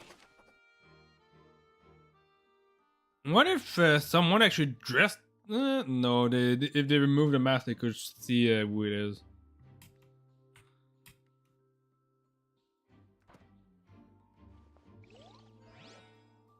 And why? So there's a lot of broken... The floor is wet. Please be careful not to slip. Speaking of which, why would there be water here? Oh, Paimon knows! It's one of those tricks where you pour water into a jug and then flip the jug over only for the water to disappear. And here's a broken vase. Huh. Did the trolley knock it down while moving? That can't be. The trolley moves along tracks from start to finish. It couldn't have hit the vase at this distance. Let's note this down too and think about it later. There must have been a fight. There are many pieces of the broken flower vase on one side of the tunnel. All the water within has been spilled. Judging by from the distance, it seems unlikely to have been done by the trolley. Meaning it's unrelated to the magic box tricks. Hmm.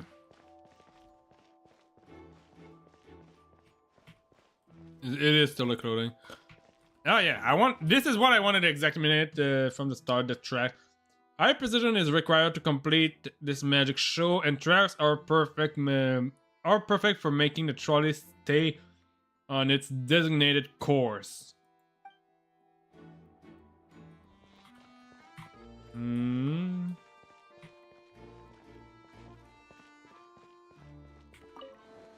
Let's think about it. Honestly, doesn't seem to have anything else to examine it over here. Yeah, this is still the track. Probably something more over here. No, this was just dresses. Yeah, examine the trolley. The trolley is crucial for transporting the magic box to the other side. The culprit must have used this to execute their plan.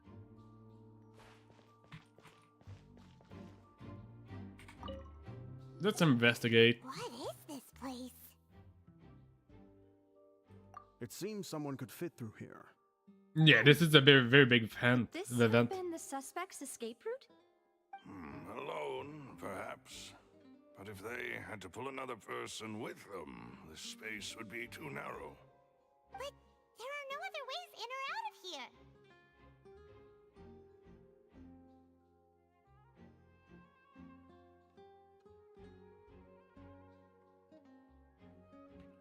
Oh, you're right. Let Paimon write that down. Though technically there is still no proof that Lynette was in the other one because she was exactly dressed like her brother, but still. Yeah, the event seems probably I think she escaped alone. I'm pretty sure she pushed him inside and escaped by herself. I don't think anyone else was inside.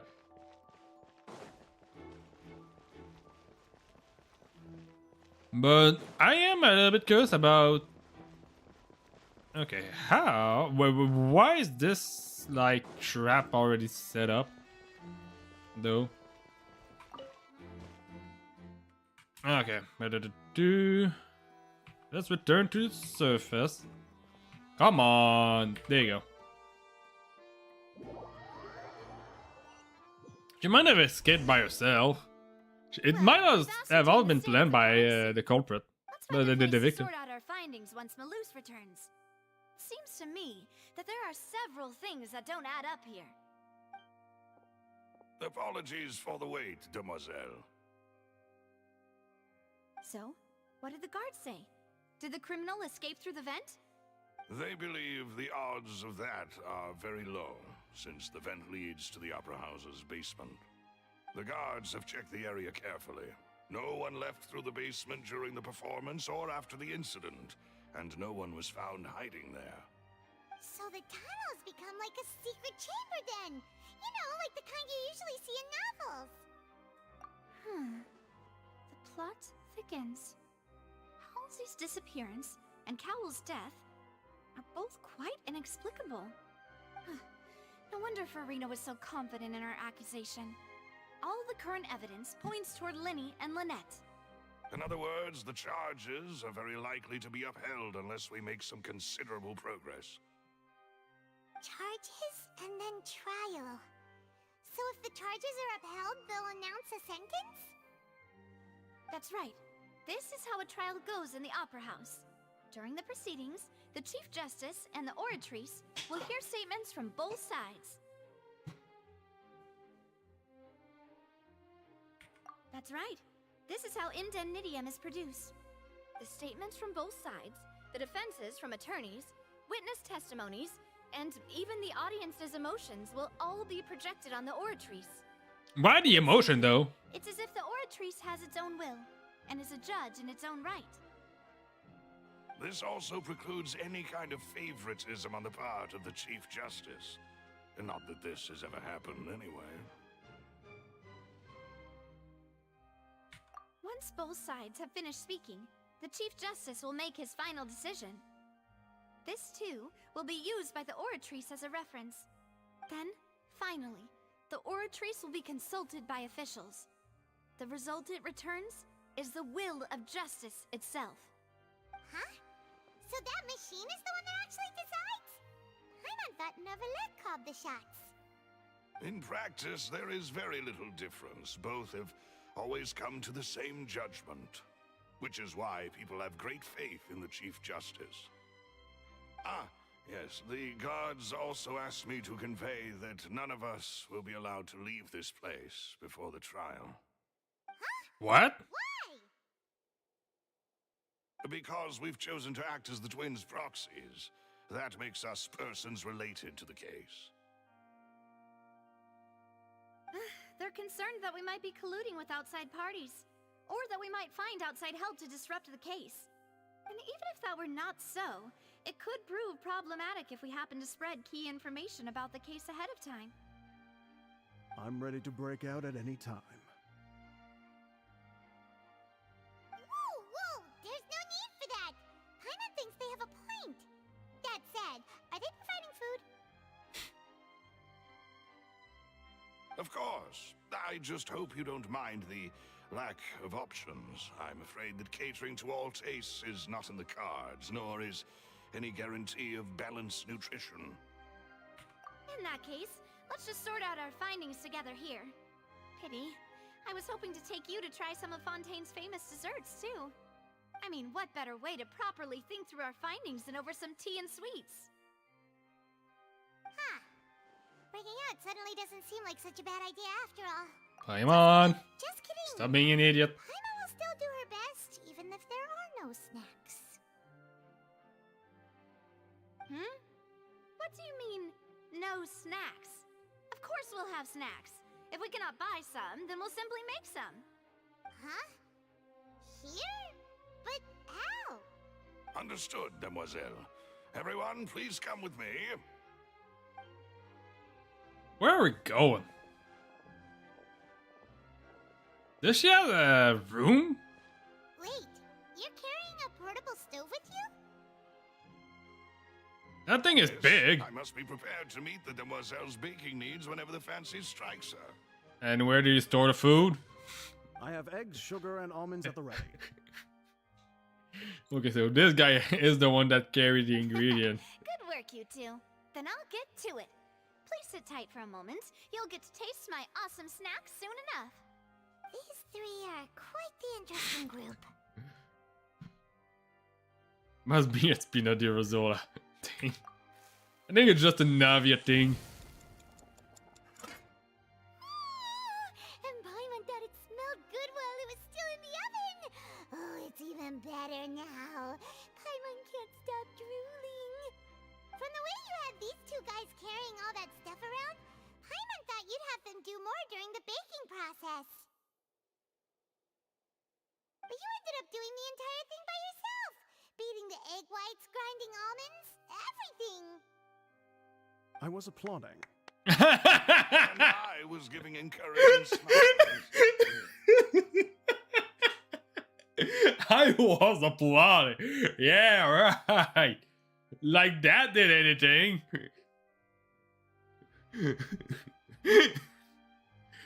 Okay. I need to hear that again. I was applauding. I thought you were more serious than that, Silver. Paimon was just thinking. Aren't you worried about getting your fancy dress dirty beating egg whites and baking like this?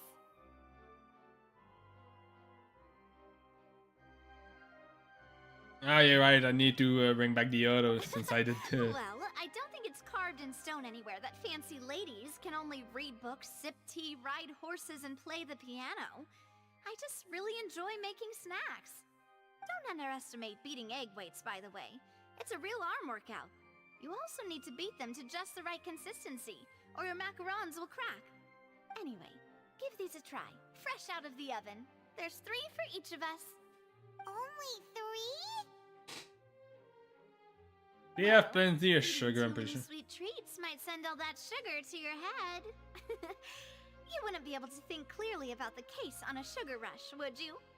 Tea is ready to be served as well. This is Demoiselle's favorite, strong black tea with a floral fragrance that clears the mind and lifts the spirit. No need for concern. I'm merely doing as I should.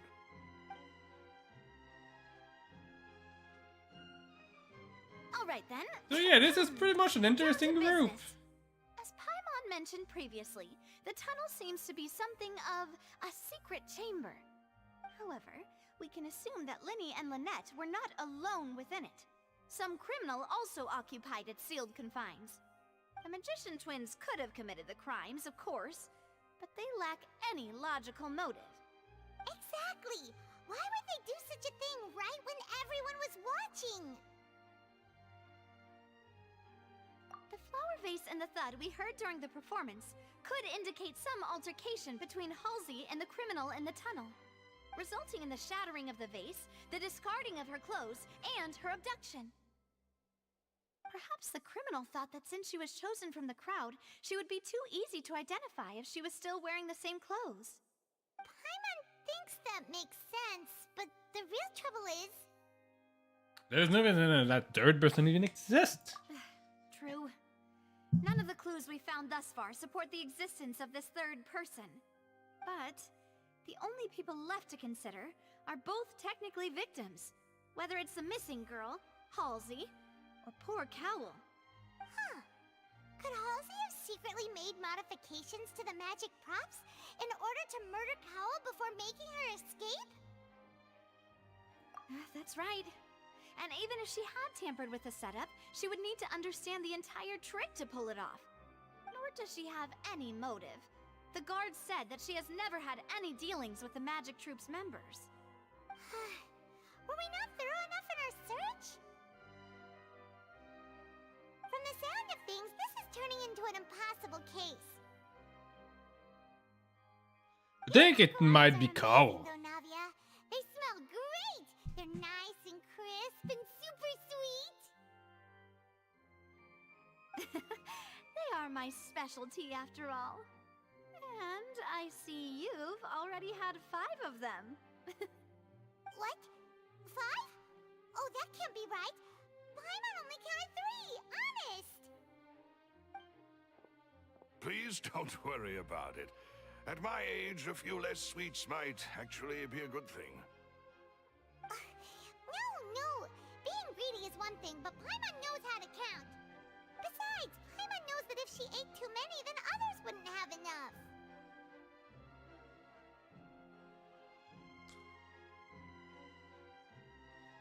If you hate them, you hate them. Wait!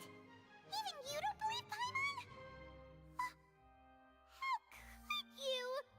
If Paimon ate those 2 extra macarons, then may they turn into stone in her stomach! All right, we get it. Well, I suppose one of us might have gotten too engrossed in our chat and eaten them by mistake. No big deal. Malus, set up the stove again if you would. Huh? What are you doing? Making sure everyone gets 3 macarons, of course. Exactly. We don't want to trouble you. As you wish, demoiselle. So we're gonna have another occasion. Sugar and almonds. Why do they carry this many? Your hobby, huh?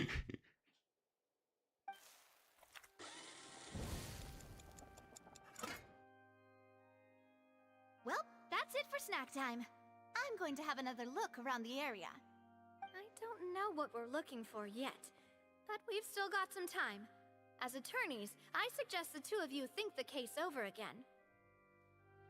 It would be awkward if you got all tongue-tied on stage during the trial. Alright, thanks for your help, and for the snacks. It was nothing. A small task for the Spina di Rosula. Silver, Malus, it's time to go. I'll be back if I find anything new. But the person being neither Carl nor Ashley had motive, but after talking to Naya, the likelihood of trusting it was very low too. It's time to put our heads together. We've got to get our defense ready for the trial. Oh, it's probably gonna be a long and difficult case. There's no point in worrying about that now. We just need to prepare. Here, take Paimon's notes. They should help you review the situation.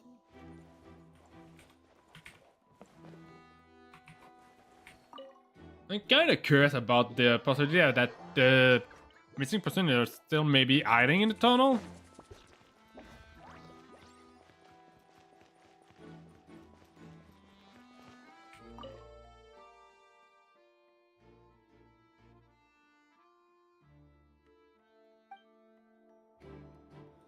Maybe it's just not the third person, but if there was like two or three people putting that thing, they might have been able to leave by like one at a time, forcing the first one to go, one of the accomplices to go first, then the one that being captured, and then finally another one of the accomplice to make sure that she couldn't escape.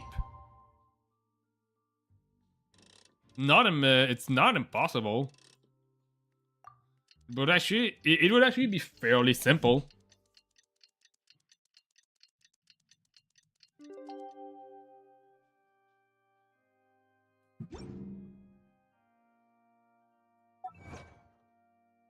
What do we have? There you go, flamed. There you go.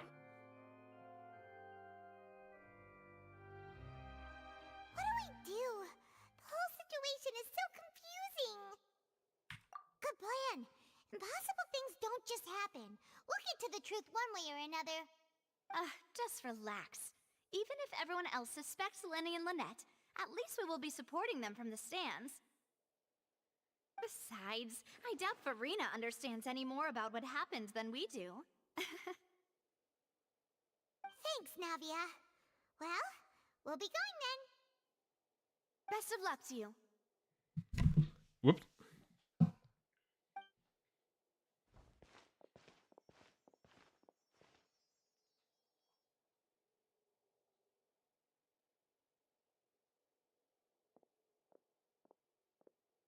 Finally, you're back.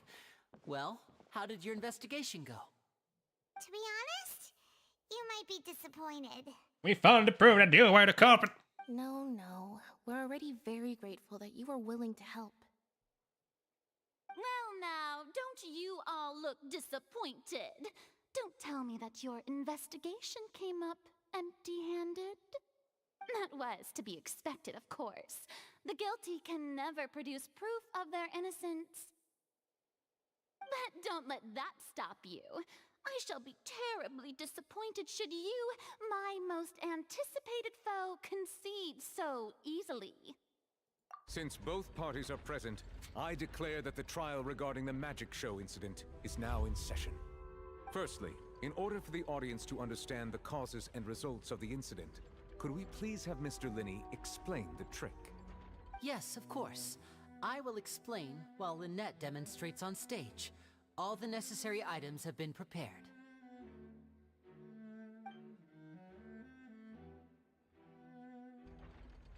Thank you, Mr. Linney. In that case, I take your statement to be that you ran to and remained hidden within the magic box in the audience stands once the trick began, and thus could not have committed the crime. Is this correct? Yes, that's correct, Your Honor. In that case, I call upon the prosecution. Lady Farina, do you wish to refute his statement in any way? Why, of course I do. Allow me to take the first shot and break this case wide open. Mr. Linney is clearly lying. There is no way you could have been in the box the whole time if you were to abduct Halsey and murder Cowell. In fact, I'd say you were hardly in that tunnel at all. And where would it have Simply been? your hypothesis based on the presumption that I'm guilty. Oh, is that so? And if I may ask, what did you hear while you were inside your box? The roaring countdown of the crowd, of course. That's how I kept track of the time and built anticipation for the finale. And you didn't hear anything else at all? Nothing that might leave an impression of any kind? No, nothing. I see. But when the count reached 30 seconds or so, there was a thud. One so loud that I believe practically everyone heard it. Huh? Hey, hang on. Something's not right here.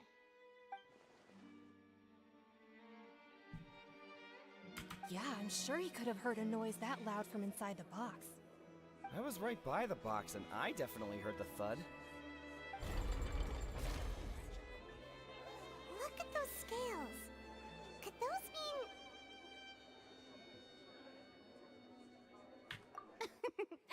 Well then, ladies and She knew exactly gentlemen, how the allow systems me to work. use the words of the magician himself. You never know what can happen in the blink of an eye. Indeed, it seems his alibi can also collapse in the blink of an eye. Of course, I have armed myself to do far more than smash your alibi. Confidence cannot go unfounded, and my foundations are rock solid. Tell me, aren't you and Lynette actually from the House of the Hearth? The House of the Hearth? No wonder they did something like this. So the serial disappearances were the Fatui's doing. Now it all makes sense. I've got a feeling that what happened on stage probably wasn't just an accident. That's irrelevant. Our identities have nothing to do with what happened. Indeed. Then perhaps you could tell us everything that happened during that 1 minute. Your first priority is to prove yourself innocent after all. I'm sure there is little that needs to be kept secret now. Unless your script already has holes in it.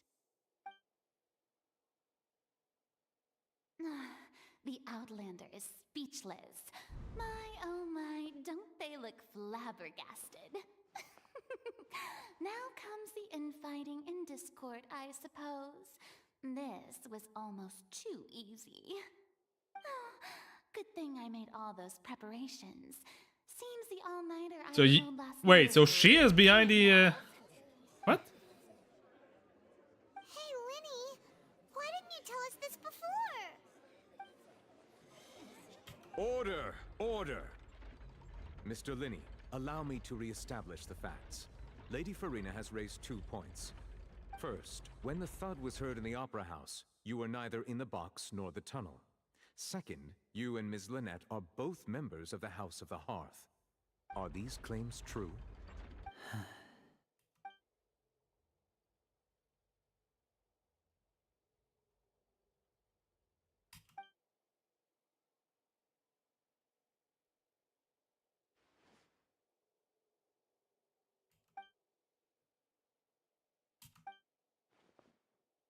Please answer my question, Mr. Linney.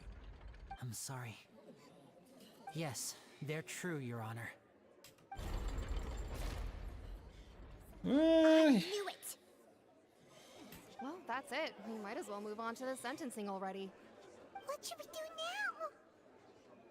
Granted.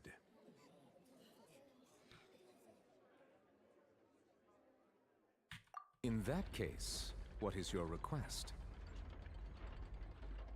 Is that really necessary? They're already as good as guilty.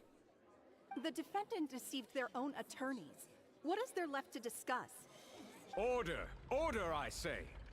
Your request is reasonable, and we shall adjourn. This trial will reconvene in 1 hour. So you would stick to Mr. Linney's defense even after knowing what you do now? Well, I'm friend with the Fatui. Technically, we're friend with Child. In that case, my dear audience, let's allow the joy of victory to steep for a little while longer.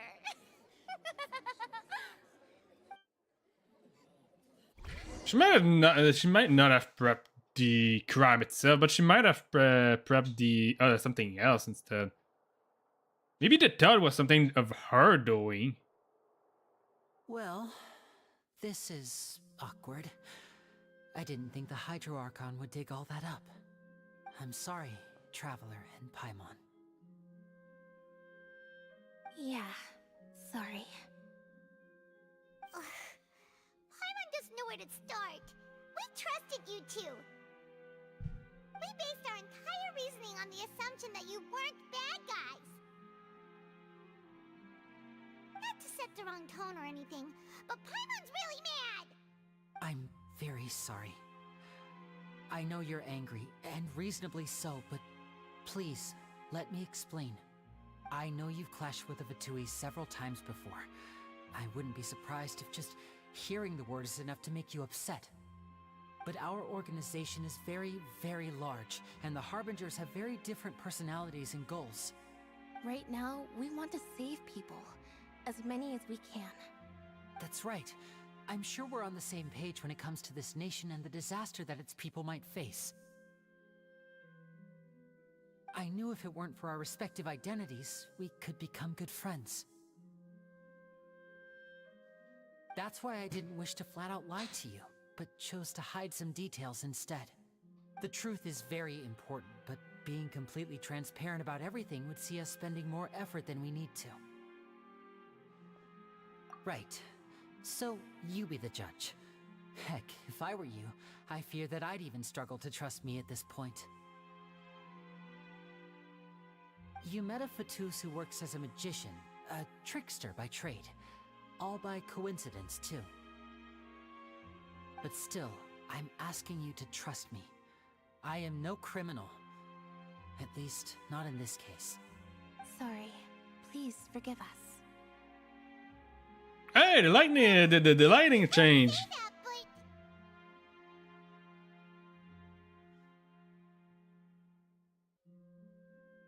Right. Let's hear your answer first, and no lies now. Of course. I'll answer any question you ask. We've been trying to find out how the Oratrice operates. We want to know why it has a consciousness. Why can it deliver sentences accurately? During our investigations, we learned that the machine's core is beneath it. From that moment on, Lynette and I have been designing this box swap trick, with the objective of getting close to the core. Is that why you needed a whole minute? That's right. In truth, the audience would take about 75 seconds to count down from 60, while I would only need 15 to get to the opposite box. So, after jumping into the tunnel, I accessed the Opera House basement via the vent, and went to investigate the room in which the core is stored. That air vent was created during the construction of the tunnel specifically to execute this step. Well, nothing. As soon as I reached that room and was about to investigate, I heard someone's voice. Which should have been impossible, of course. I was quite certain that I was the only one in the room. That voice seemed to recognize me and tried to speak to me. I chose to err on the side of caution and retreated the way I came.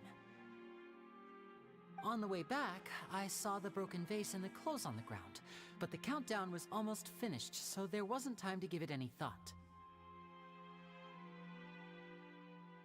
After that, the homicide occurred just as you saw.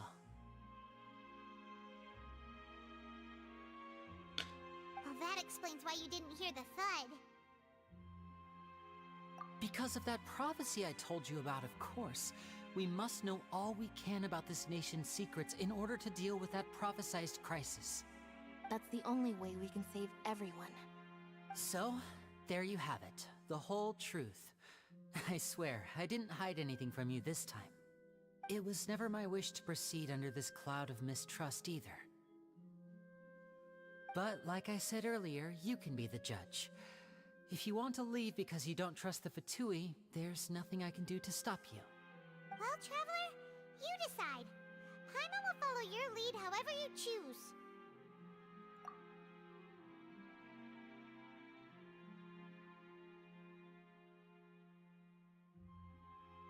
Okay, thank you. Thanks for giving us a chance. The current problem is that the scales are tipped pretty badly against you two. If we want to refute the Hydro Archon's accusations, we're gonna need a seriously watertight defense. Huh? Oh, Paimon thinks she gets what you mean. Okay. Yeah, I'm pretty sure I have the... I'm not sure about that third person still, but the change of clothes of the other one seems very weird. Where did she go? There is only like one exit. Both parties have returned to their positions. Let us continue the trial. When last we left off, Mr. Linney acknowledged the new evidence presented by Lady Farina as fact. Therefore, Lady Farina may continue stating her reconstruction of the events. Ugh, that took long enough. Now then, if everyone would lend me their attention. At this stage, let's revisit that scene from Linney's perspective. Oh, so you're giving... Why does this it kind of reminds me of Ace Attorney. As an opinion accountant of the event, you can identify a loophole in their statement. Use evidence and clues obtained during the investigation to refute any erroneous assertion of fact and replace them with the new interference. Use your refutation to convince the audience and obtain more support from the people. The oratress will display such shift clearly. When you find and refute all incorrect content, you can complete the circle of refutation and unveil the truth. As the countdown began, he entered the tunnel. When the flatbed trolley passed, he opened the box and got into an altercation with Halsey, which caused the loud thud. He did not realize that this sound could be heard by everyone in the opera house, which is why he claimed earlier that he could not hear the sound. Finally, he used the vase to knock her out, before making her change clothes to prevent others from recognizing her. At this time, Cowell arrived in the tunnel, having heard that strange noise, and caught Linney red-handed. So Linney proceeded to knock him out too before stuffing him into that box. Afterward, Linney passed the unconscious Halsey to his accomplice through the magic box in the audience stands, before operating the devices such that Cowell's death would be ruled an accident. And there you have it. That's the truth behind what happened. The thing is, why would he need to use the vase to knock her out and just punch the other guy? To knock him out. Does the defendant's side have any objections to Lady Farina's description of the events? The key to refuting Lady Farina is the order of events, what Linney experienced and what he saw.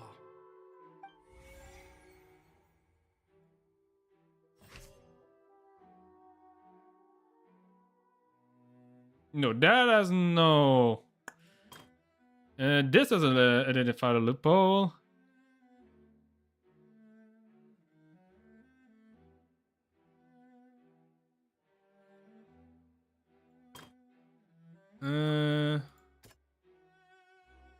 Yeah, 5 evidence, so there you go. Seems this won't produce a particularly effective rebuttal. Here, then. According to Linney, he left via the vent after entering the tunnel. He couldn't have had that altercation with Halsey.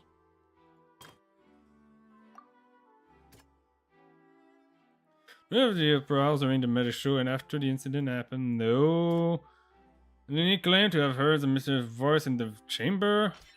Linney went to the room that contains the Oratrice's core. This is the actual truth.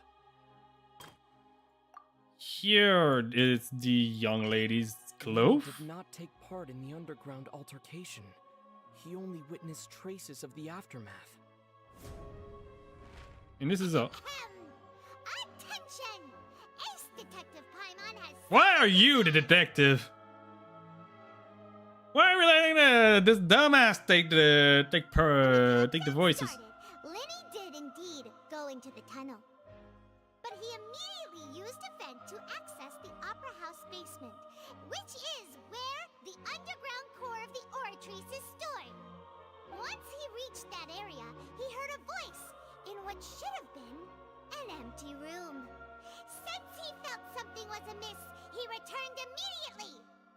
The crime scene had already developed by the time he reached the tunnel again, and in order to complete the magic trick, he did not remain there for any length of time.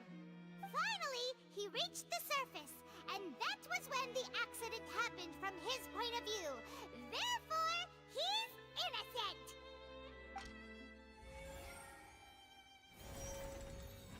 Yeah, that brings it back to neutral.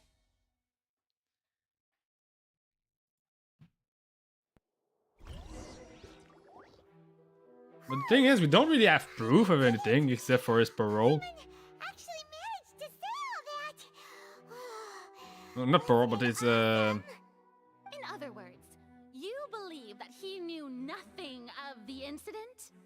That's right!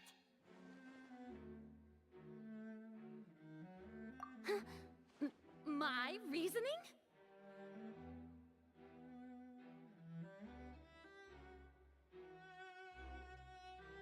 yeah, that's true.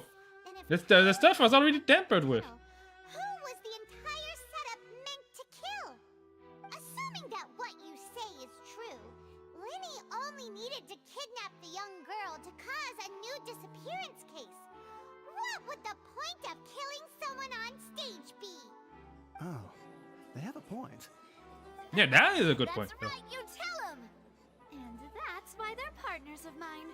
They've managed to turn things around. Oh, well, your denial is very strident, I'll give you that.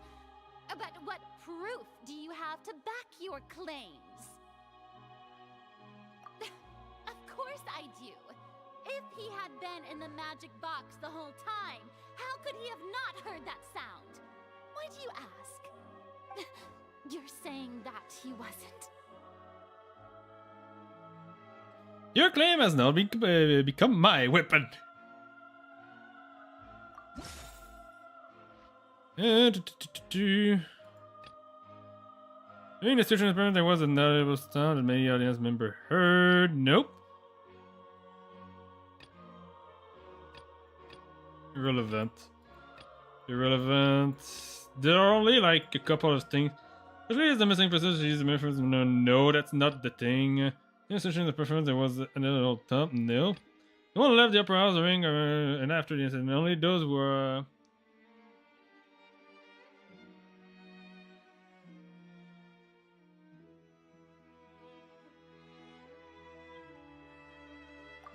you sure we don't need to give this more thought? Paimon thinks there's something off here.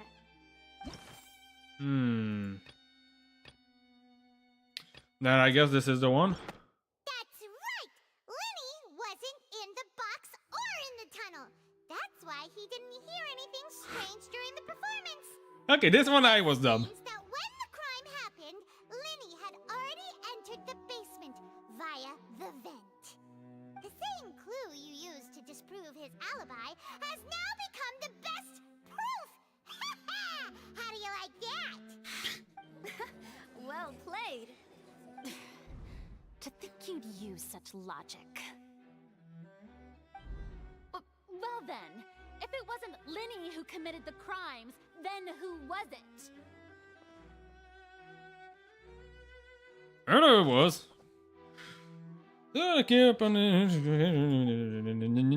An answer in which the empty gear to verify the correctness of your deduction. If you have made any mistake, you must make another section from the remaining option.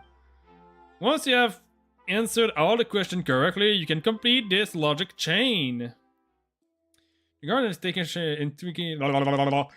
investigation report indicate that the fireworks released near the end of the show ignited and burned through the ropes suspending the water tanks above the stage. This caused the water tank to fall and kill Cowell in the box below. If Linny is no longer under suspicion, only the other members of the troupe would have been able to tamper with the props. Linny gave a detailed account of how the tricks was supposed to work by using a box inside a box. The idea was for the box containing the audience member to be transported across via a tunnel underneath, and Linny himself would also use this tunnel to get to the other side. Having changed their outfit, Lynette, as an inner assistant, would take charge of onstage interaction. The clothes belonging to Ashley, the lady who went missing, were found in the tunnel. The reason for this remain unknown. There's any clue and detailed information. The deceased's name is Cowell, Linny's assistant. He would have been able to tamper with the equipment. Halsey is the missing person and an ordinary audience member. Or did she have her own scheme all along? Could there have been a third person involved? Is that really a possibility? No, it's not a third person. I think it's Cowell. Deceased's name is Cowell. Oh, no. I think it's her. Halsey is the missing person and an ordinary audience member. Or did she have her own? I think What? The deceased's name is Cowell, Linny's assistant. He would have been able to tamper with the equipment. Why would Cowell tamper with his prepare his own death though?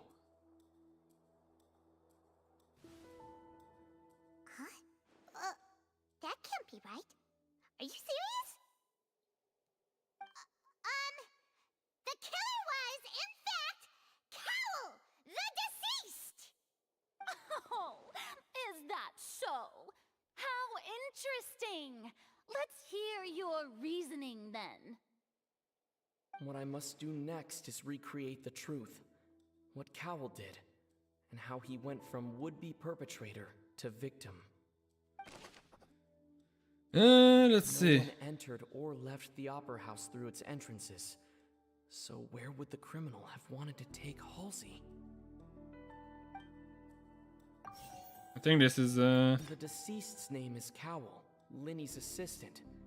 He would have been able to tamper. Halsey's clothing was in the tunnel, so there must have been some fear that she would attract attention. Is The also sound we part. heard may have come from a clash between the missing Halsey and the criminal. Yeah, I think this too. It would have been tough for both people to fit into that vent. They would likely have bumped into Linny as well.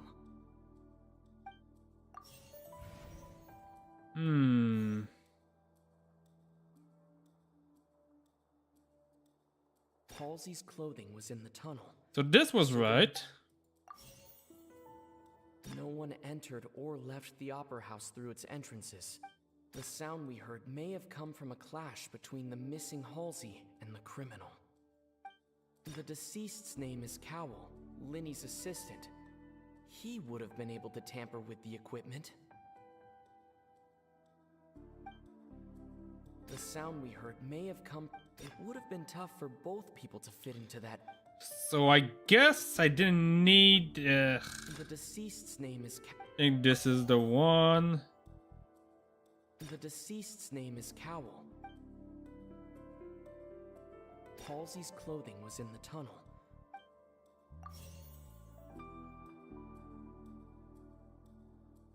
The sound we heard may have. It would have been tough for. Wait. What is Linny's thing? Not in the tunnel at that moment, which gave our criminal ample time. There you go. I think this is it. No one entered or left. And Halsey's clothing was in the tunnel. no, this is already on it. No one entered or. I think this is the other one. Okay, so I have Linny. The sound we heard may have come. It would have been tough for both people to fit into that vent. They would likely have bumped into Linny. Okay, so this. No one entered or left the opera house through its entrances. So it would have been tough for both people. Okay, no, this is already there. The deceased's name is. No one entered. I guess this is the other one, and Halsey's clothing was in the. This. No. Okay, this is harder than I would have thought. No one entered or the sound we heard may have come. There you go. So this. Would have been tough for both. There. No. It would have been tough for both people. The deceased's name is And the sound we heard may have come. what? No one entered or.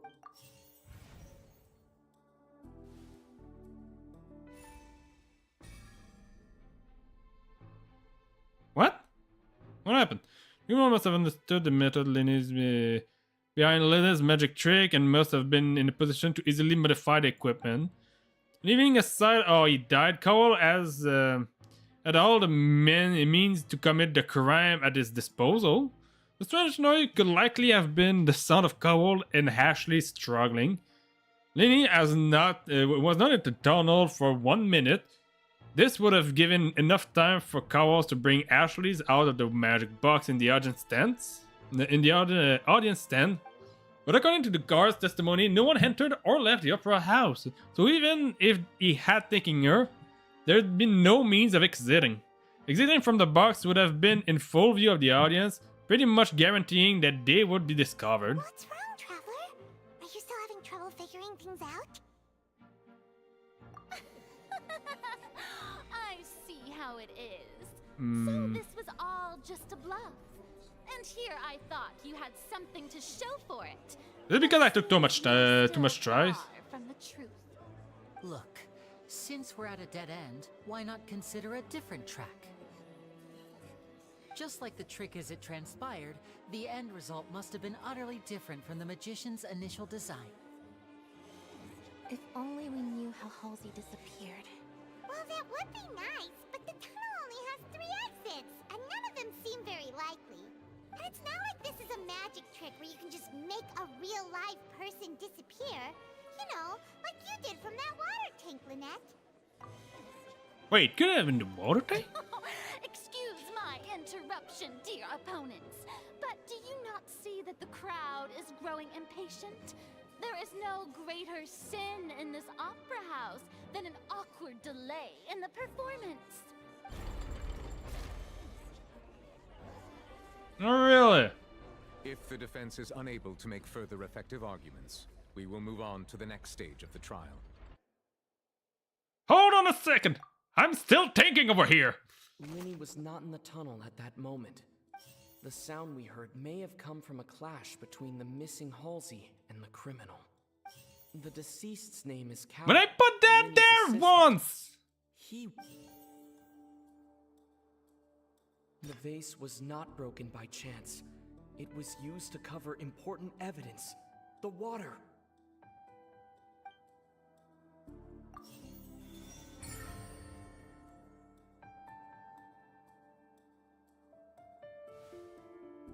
Oh, Paimon gets it! It all comes together if Halsey disappeared instead of being kidnapped. Lynette escaped from the water tank, vanishing gradually and leaving only clothes behind. If there's a similar method where a person could be transformed into water... Oh, just a moment, please. I do hope you know how preposterous you sound at the moment. How could a person ever be transformed into water? This is reality we're talking about here, not some magic trick. Must we really? I should think that of anyone. Your friend Linny already knows this truth very well. Magic tricks are ultimately just illusions and misdirection. But Halsey's disappearance is very real. We're talking about 2 completely different things. Even so, I trust the Traveler's judgment. The truth must be out there somewhere. Perhaps some new line of reasoning may open if we try to gather all the focal points that don't make sense. Since Cal was the deceased, we haven't placed much attention on him. But given that we aren't making much progress with the case, it wouldn't hurt to have a look at his belongings, would it? People really do come up with all sorts of harebrained schemes when at the end of their rope. The way I see it, Your suggestion that we broaden the scope of our investigation is nothing but a tactic for stalling the trial. Nevertheless, I believe that this is a reasonable request on the part of an attorney. Since the trial does indeed appear to be at an impasse, I believe that additional evidence may help us make more progress. Guards, please step into the lounge and examine the personal effects of the deceased Cowell. Personal effects? Is it supposed to be personal effects? We are still examining the items, but we have already made critical progress that we feel must be shared with everyone post-haste. We discovered several test tubes of fluid within Cowell's baggage, each labeled separately. The notebook in his backpack claims that these fluids are water from the primordial sea. The primordial sea? The note's contents also indicate that Cowell belonged to an organization that sells illegal drugs and that he had an accomplice.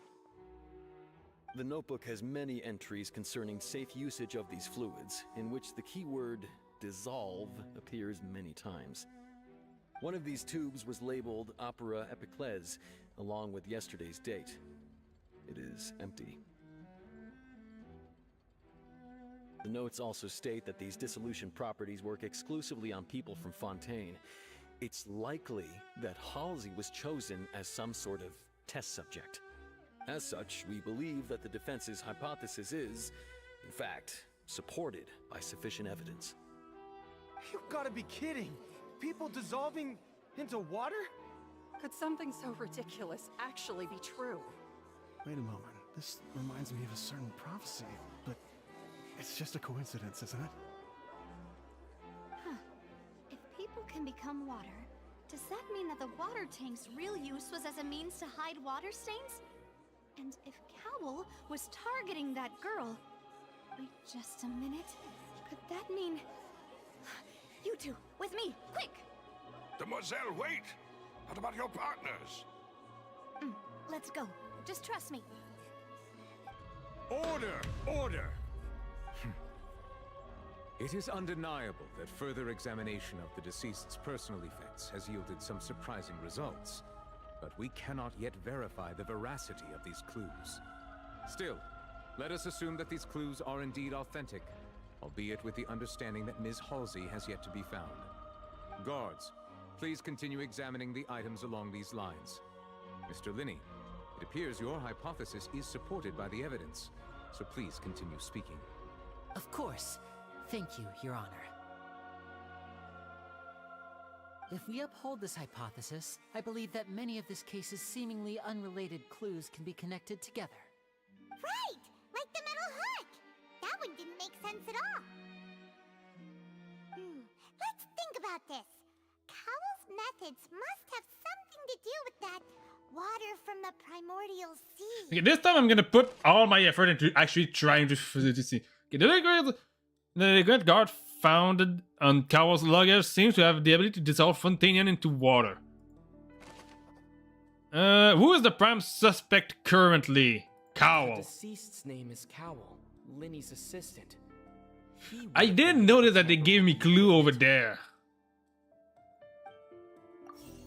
What item did the culprit use to control the timing of the dissolution? The water from the primordial sea should already have been prepped before Halsey entered the magic box. I remember there was something else within the inner layer of that box. Lynette was in the magic box on stage the entire time.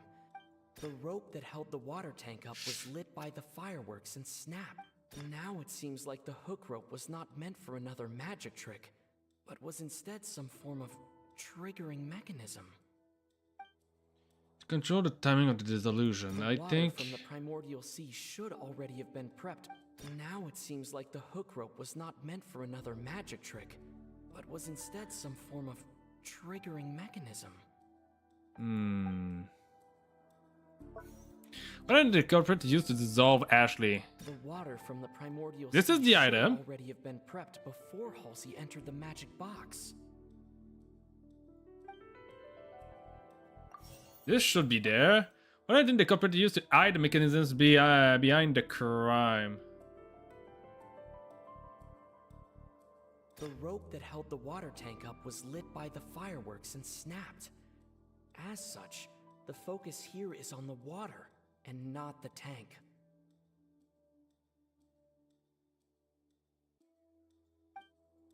I think this goes here and this And here. now it seems like the hook rope was not meant for another magic trick. Okay, so yeah, I have almost all this. I remember there was something else within the inner layer of that box. Lynette was in the magic box on stage the entire time. Did she have something to do with this? No, it's this. I remember there was some...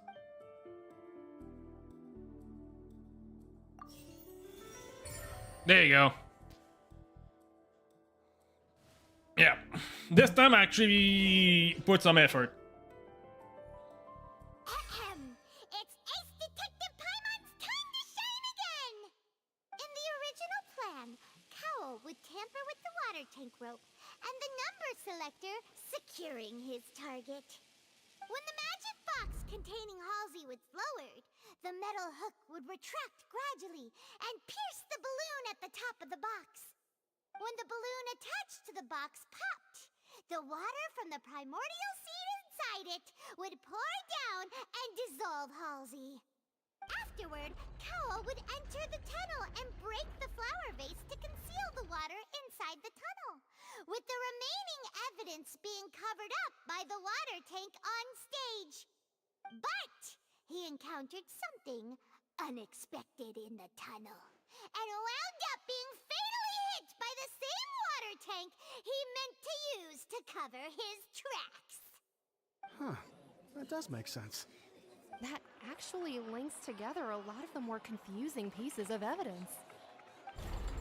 Okay, I bring it back to my favor. Oh dear, what do I do?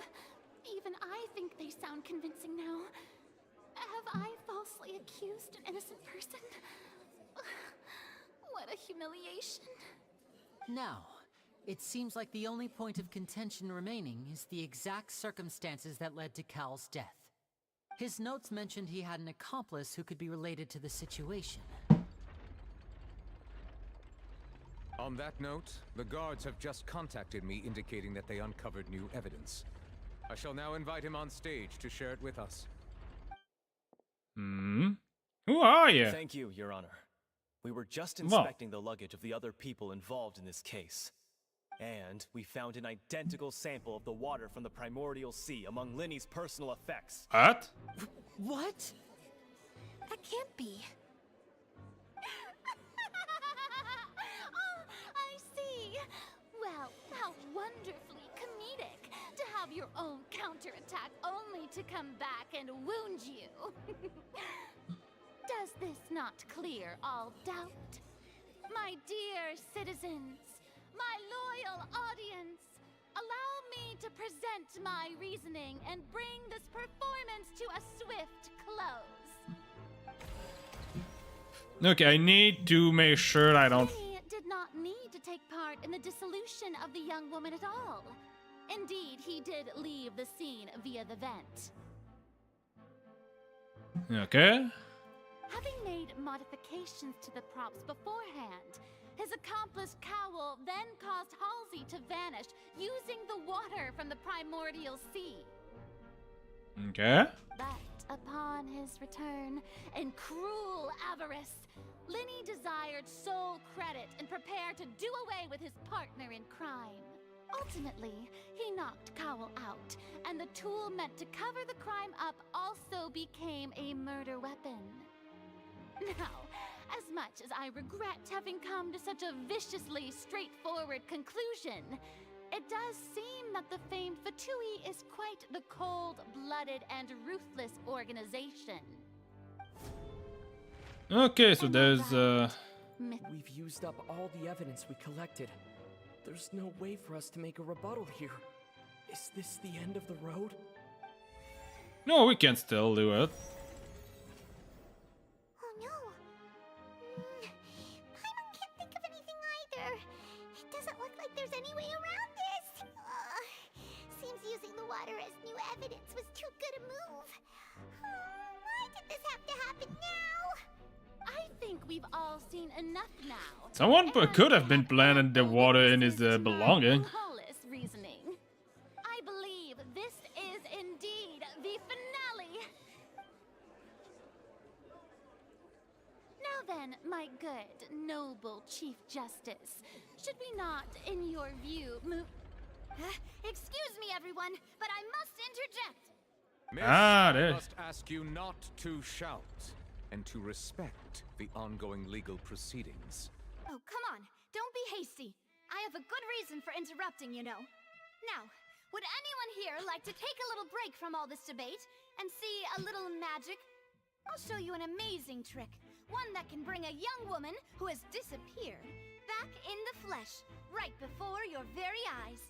Please, do the honors, Mr. Linney, if you would be so kind. What in the world is she saying? No offense, miss, but miracles like that are beyond my scope as a magician. What are you talking about? Come on now, don't be silly. Magic is all about misdirection, isn't it? It often conceals the truth while presenting a fascinating illusion. But once everyone believes the illusion, can't magic reveal the truth to them once again?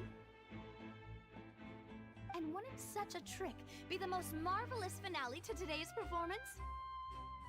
Come on, Lenny and Lynette. Give it another go. Don't worry. Spina di Rosula has made the necessary arrangements on your behalf. But, as the magic makers and stars of the show, I think I should leave the final performance to you. I understand.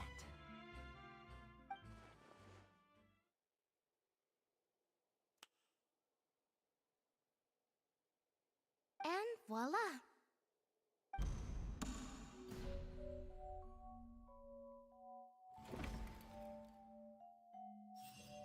She's back! Sorry for the interruption. Wait, isn't that Halsey? So the whole thing about people dissolving wasn't true after all? To be clear, I'm only here because this person told me that if I testified, the merit of doing so would lessen my sentence. I was hiding outside this room listening to the proceedings because I was afraid that I would be the one put on trial. I was just feeling happy that no one had noticed me, and then before I knew it, she caught me. That'll teach you to underestimate us three. Where should I begin? I'm sorry. I'm the one who killed Cowl. I admit it. What? Why? Firstly, my name isn't Halsey. It's Lillian, and I'm originally from Mondstadt. I heard that Linny's show was gonna be a real thriller, but I missed the chance to buy a ticket, so I stole one. That's how I make a living. I steal stuff here and there, and I'd never been caught before. But I was noticed at the harbor a few days ago, and I barely got away. Linny was the one who caught me in the act. Oh wait! She's the girl! No wonder you look familiar. So you were the thief! It's been a week since I last played the story, so I didn't really recognize her. And I thought that would have been the end of it, but then the number selector chose me. He even mentioned the Fortress of Meripede. That's a prison, isn't it? So you can imagine how shocked I was. I thought he was onto me for sure. So I played along with the show while looking for an opening to flee. But then I got water poured on me for no reason, and then someone jumped into the tunnel to nab me. I wasn't going to take that lying down, so I knocked him out and stuffed him into the box. There was nowhere to run from there, though, so I had to change my clothes and hide in a box containing performance costumes. I slipped out after the first guard arrived at the scene and continued hiding inside the opera house. Can a person even hide in there? Idea of practice and concealment, probably. A professional thief could make it work. But I swear, I didn't know that the water tank would fall down. Really, I swear it. Had I known that, I wouldn't have put him in the magic box. I may be a thief, but I'm no killer. Well, that makes everything pretty clear now, doesn't it? This time, we need to tell the entire story from Lily-Ann's perspective. That helped a lot. Thanks, Nevia. So, there you go. This is perfect.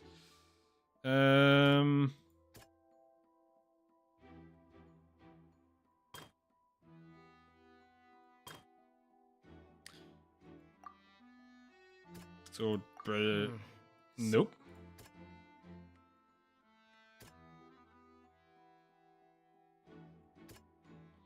So this. Oh wait. Nope. Okay. Another stop. The strange sound wasn't from a fight. It was Lillian's attempt to break out when she was frightened. There you go.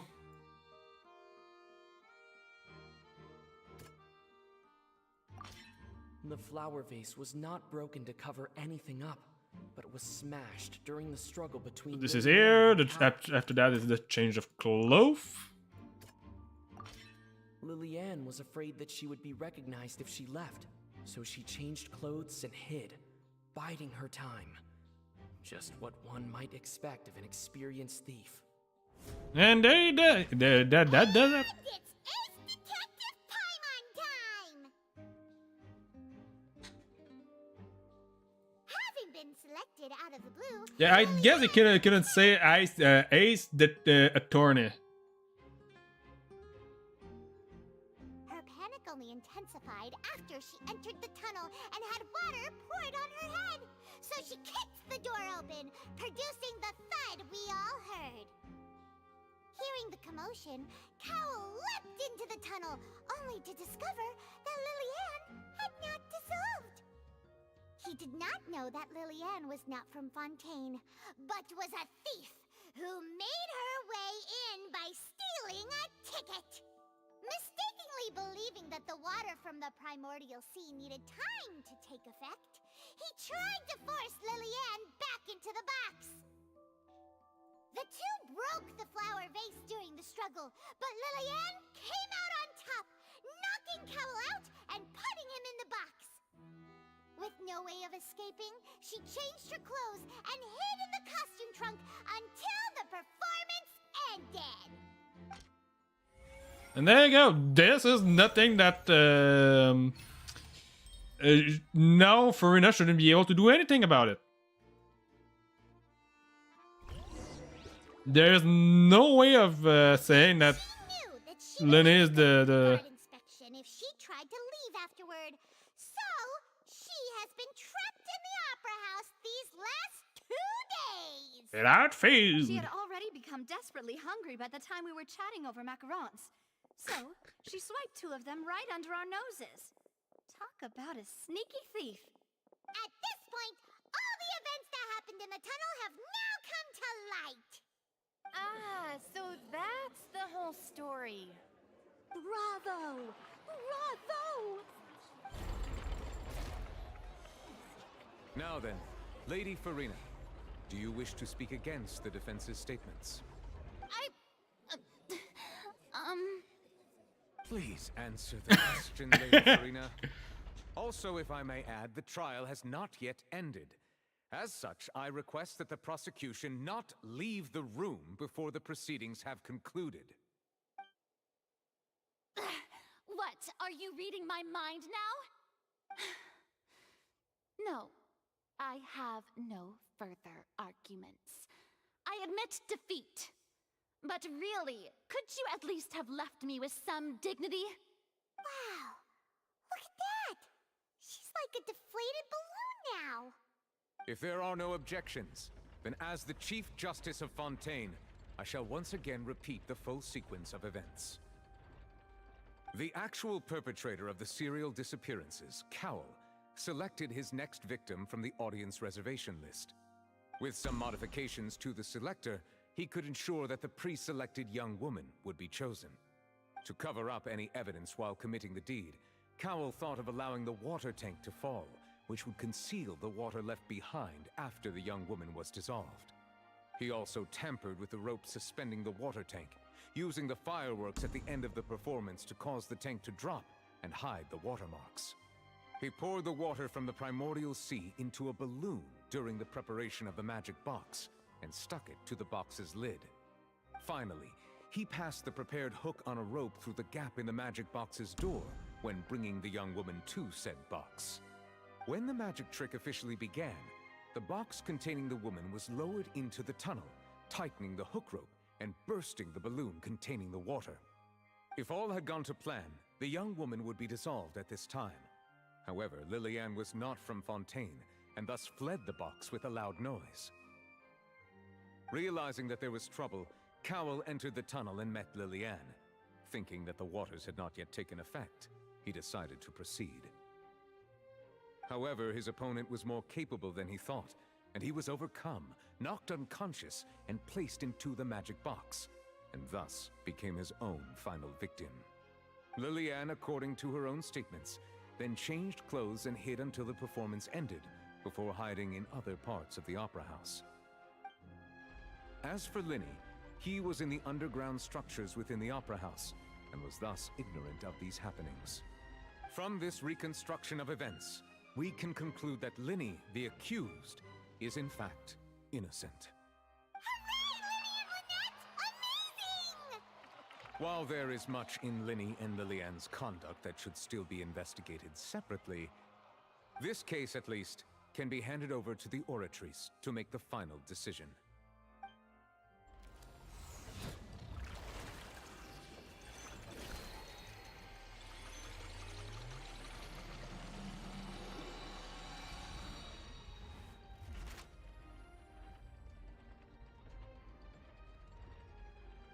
As such, Linny and Lynette are officially declared not guilty.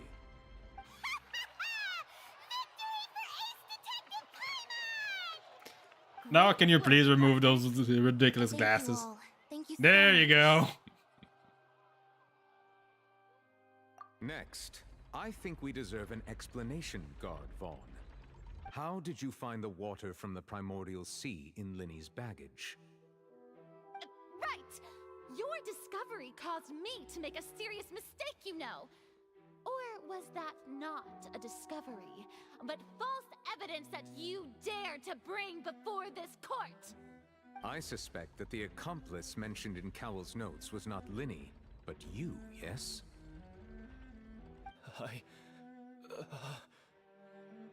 I'm sure you know what you must do to lessen your sentence. Speak quickly!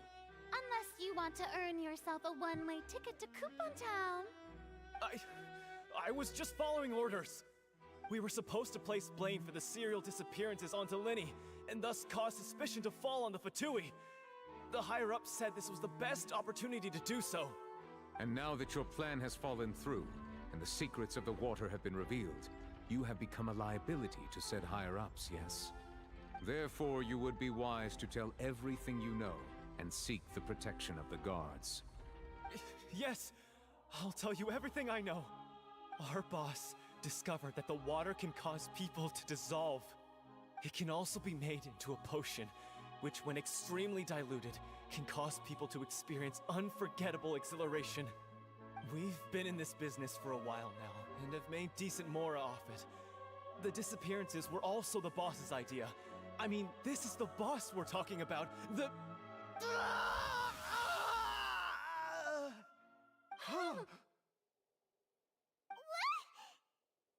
He turned into water! Probably something hidden in his helmet. And now he can no longer talk. Such ruthlessness. I shouldn't have expected any less of them.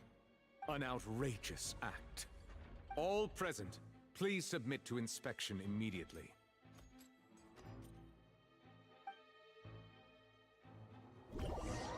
Oh, nothing is found as seen apart from the liquid left behind after Vogt dissolved.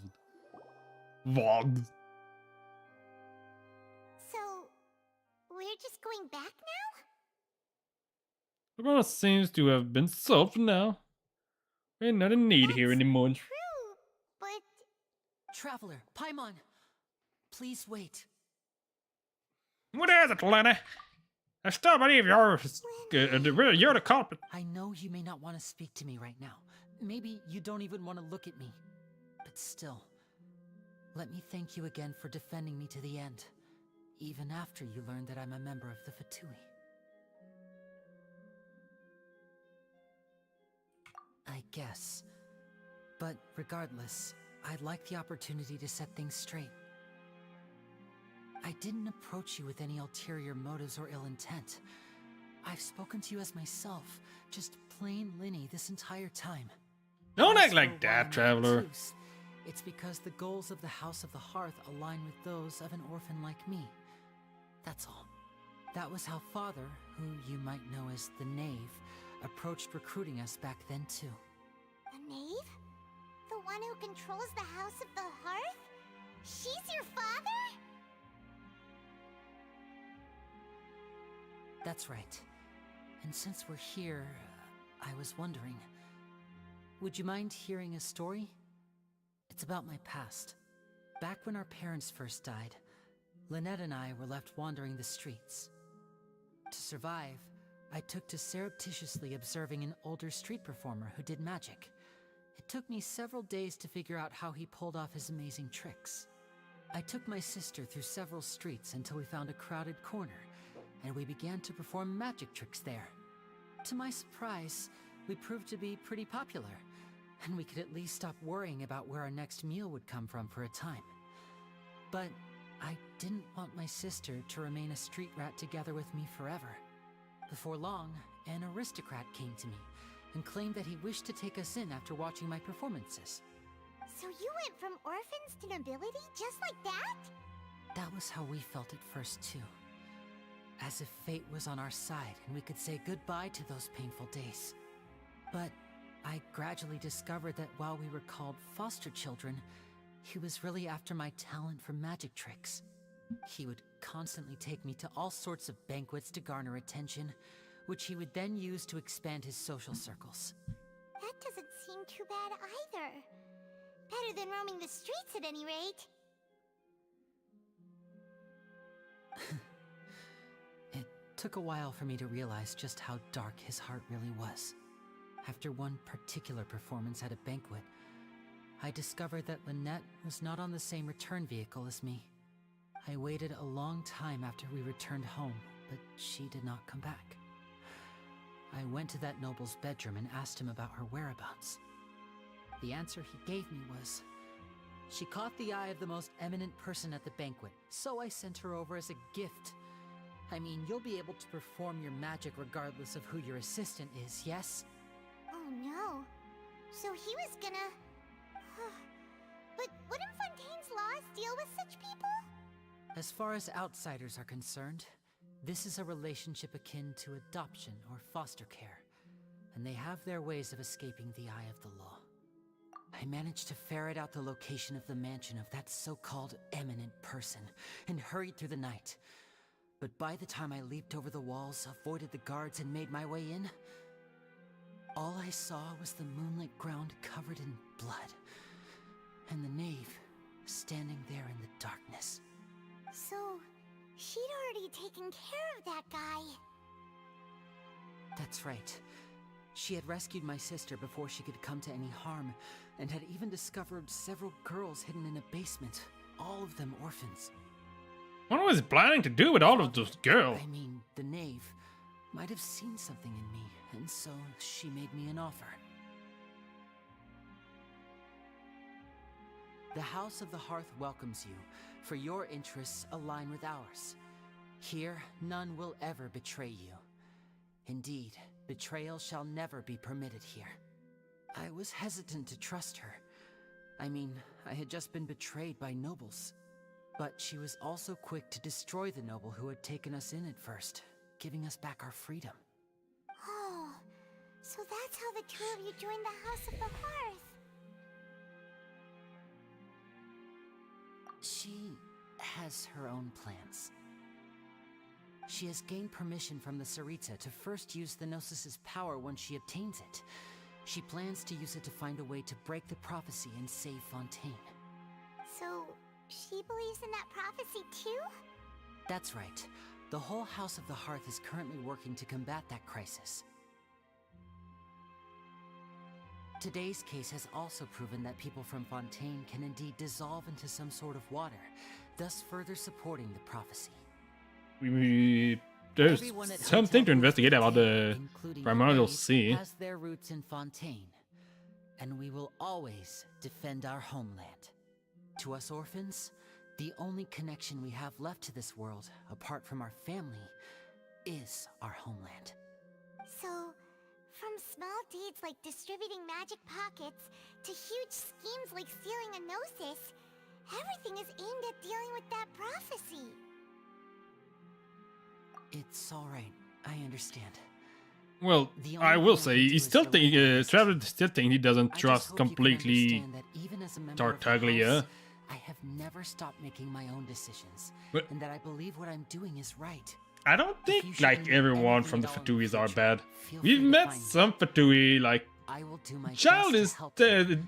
in certain ways problematic, but he's not like a bad guy for the only sake of being a bad guy. We only met like the doctor that was like morally not ambiguous. He was not morally right. He was very self-centered, and we have seen La Signora before that was extremely resentful of Venti, mostly. That's why our treatment was that harsh. And we have seen the one who is another one that is extremely self-centered. But La Signora was only like very bad with Venti. She made a good deal with she was making a deal with the Geo Archon, and except for like the thing that she did in Inazuma, and well, she didn't really do that much in Inazuma. It was mostly well, no, actually she did do quite a bit. The Fatui did do some stuff to make sure that the war was prolonged, but it was still active in Inazuma. But like not every single Fatui. Child was trying at first to find the way to save as much people, but he is a troubled child. He has his own problem, and I do know that later there will be like another Fatui that is morally more on the right side of thing. But anyway, it's not like he doesn't like trust Child in some manners at the very least.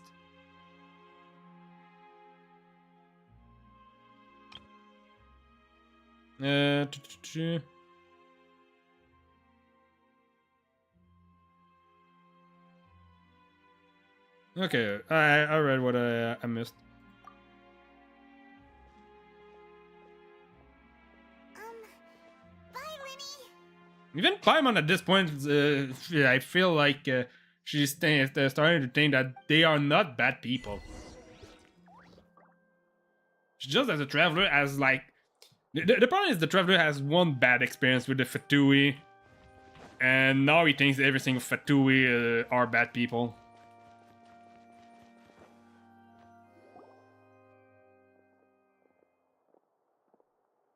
Hey there. What was with the disappearing act you pulled right as the trial ended? Were you looking for us, Navia? Well, this whole thing isn't exactly over, is it?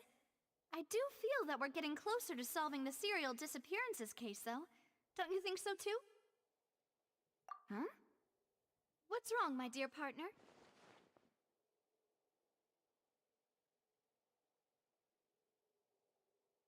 Besides, are you sure we're the ones who can crack a case that's been cold for decades now? And given that there's new evidence from the trial, there should be a trail of breadcrumbs for the Hydro Archon's people to follow now, right?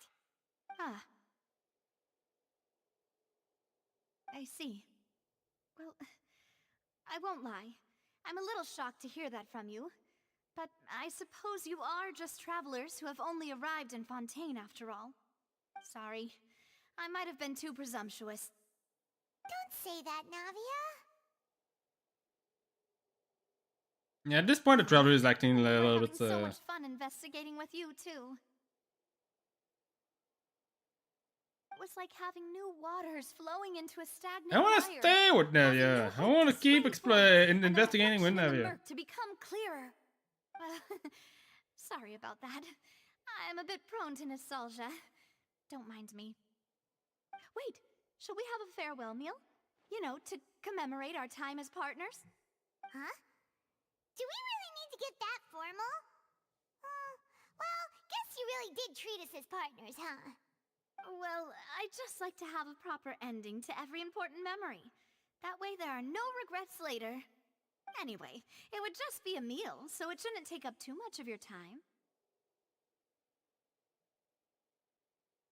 You don't have to twist Paimon's arm. If Boss Navi is treating, count Paimon in! Oh, wonderful. In that case, why don't we return to the Court of Fontaine and head to the Hotel de Boer? I believe we'll make it just in time for dinner. All right then, let's have our farewell meal.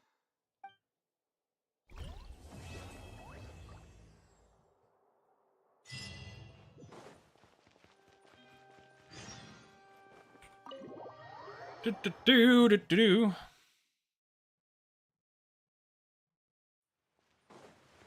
Okay, so now we've done a lot of questing today. I don't know. I still have like some energy to spend, but I guess I can wait a little bit, really, to until like the last 30 minutes to spend it.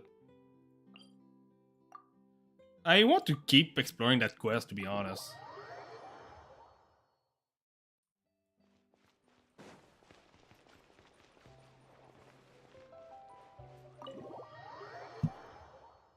I don't think we will see a Scoffia in, Hotel de Boer. With my father when I was little, but stopped eating here as often after growing up. I hope the food here will be to your taste. Oh, don't worry. We haven't eaten at a hotel like this in a while. I don't even think we technically ever did. In that case, I'll go order for us first. Please wait here a moment.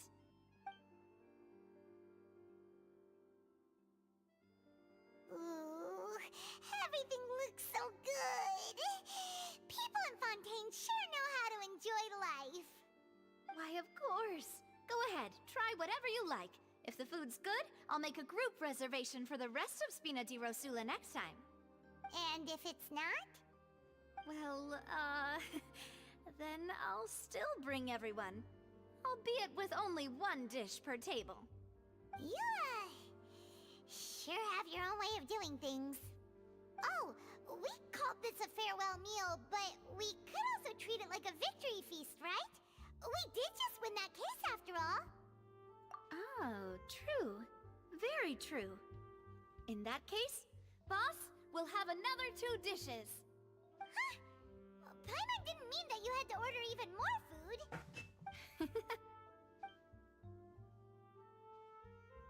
Speaking of cases, do you think Why is there still like the trail of little Well, the trail could have been removed at the very least, game. I feel that's about it. We know that there's an organization that means to dissolve these young women, but we still don't know what they are really after. If it hadn't happened right in front of us, Paimon wouldn't have ever believed that a person could be dissolved like that. Right? Yet it was because this was such a preposterous notion that the investigation could never really move forward before. Ugh. If only that guy could have finished speaking! We were so close to hearing who was behind it. In such investigations, even the smallest step can seem like a yawning chasm if the trail of clues is cut off. To be honest, I don't have high hopes for any follow-up that the authorities might conduct. It's not that I don't have faith in their ability, it's just that a different perspective is required in some matters. It's easy to guard against and deceive a single narrow perspective. A shift in thinking is required at such times in order to produce a breakthrough. Which is exactly why the Spina di Rosula exist. Those highfalutin folk are not all-knowing. That's why we exist. To seep into the cracks where filth falls through, where their watch fails them. That's the kind of problems we solve. Seems Paimon thought things were simpler than they actually are. It's all right. Well, this was supposed to be a farewell meal, so I doubt you have further interest in this business, right? Let's talk about something else. Like, what are your future plans? That's true. We didn't have a chance to speak to her after the Well, technically we had time to speak to her during a trial, but she's the right time or place to do it anyway. she doesn't seem like a person easy to talk to. So, your primary objective, which has been foiled so far, was to have a chat with the Hydro Archon. I've heard that there's a long line of people waiting to meet Lady Farina. I suspect you'll be waiting for quite a while, considering that you missed your chance today. Yeah, we've heard that she's super popular here in Fontaine, and that it'll be tough getting any of her time. Well, would you consider some more, unique ways? Perhaps even methods of, let's say, questionable legality? Guess that's Spina di Rosula's boss for you. Chock full of sketchy ideas. Well, what did you have in mind? Well, one way would be to infiltrate a performance troupe at the Opera House, only to abandon your act at the play's climax and ask to speak to her after the performance. I'm sure Lady Farina would be eager to see the ending, and would agree in order to finish watching the play, don't you think? Could you suggest something a little more practical? This plan seems pretty hard to pull off. We'd have to go learn how to act, and acting's really hard. Especially for Paimon, who's so stupid. Here's another. Find a way to conceal yourselves under her bed. Then, wake her up in the dead of night and demand answers. Don't let her go back to sleep until she answers all your questions. I can personally testify that this one works. When I'm sleepy, I'll do anything as long as I can finally get some sleep. That might work, but that's not really the problem. The problem is we don't want to get ourselves arrested. Valid point. I overlooked that part. I was just thinking about leveraging a person's desire for sleep. How can you look something like that? All right, no more joking around. Perhaps you could... Oh, I don't know. Cut the line when she's on a break. You did defeat her in court, clearing citizens of hers from false accusations. False accusations she had nearly upheld personally. I imagine that she feels quite ashamed about the whole thing. You mean that if we catch her while she's on a break, she might be too embarrassed to refuse? Oh, that does make some sense. Why don't we give it a try after this meal? You know, strike while the iron is hot and all. Huh? Paimon, did you drink my Fanta? Was this your drink?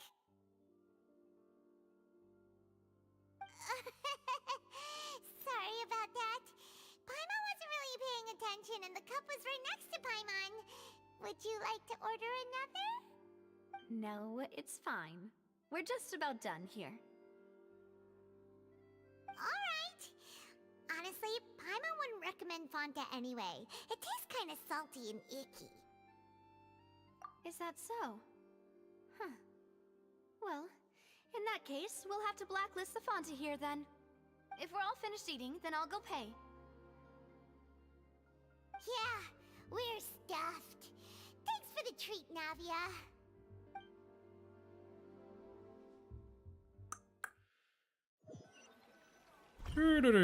So it's sad that we won't be assisting Navia more than this.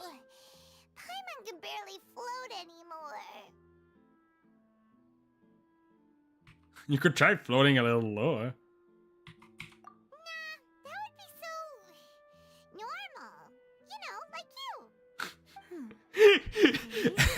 Hey! Expenses this month, we're left with... Hey, Navia! What are you doing over there? Oh, don't tell me she's broke. Nothing. It was just a meal, you know? Nothing the Spina di Rosula can't cover.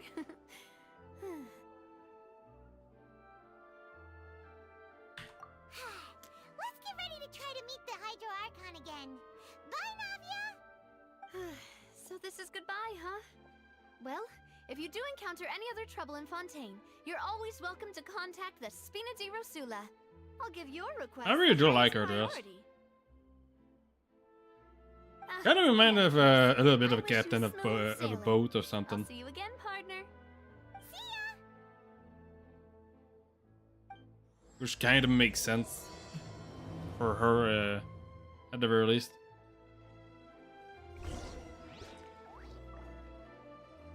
She even have like, I never noticed that detail, but she even have like the wheels on her.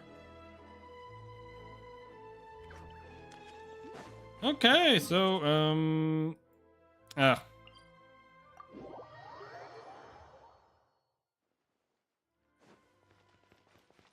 need to go all the way back here.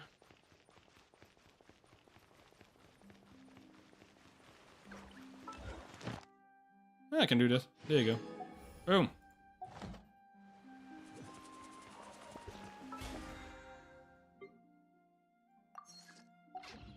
Boom. Okay. There aren't many people around anymore. Looks like that boat we took to Araneas might have been the last one. Vacher. Encore? Looks like we're back. Why is this fountain talking so much? Traveler? Are you hearing voices again? That's kind of spooky. Are you sure we don't want to come back in the morning? Vacher? Vacher. Honestly, it's it sounds so much like I think it's just the French slur, but no, not slur, but kind of. It sounds so much like something I would do. I would say to someone that pissed me off, but with a very, very like French from France pronunciation.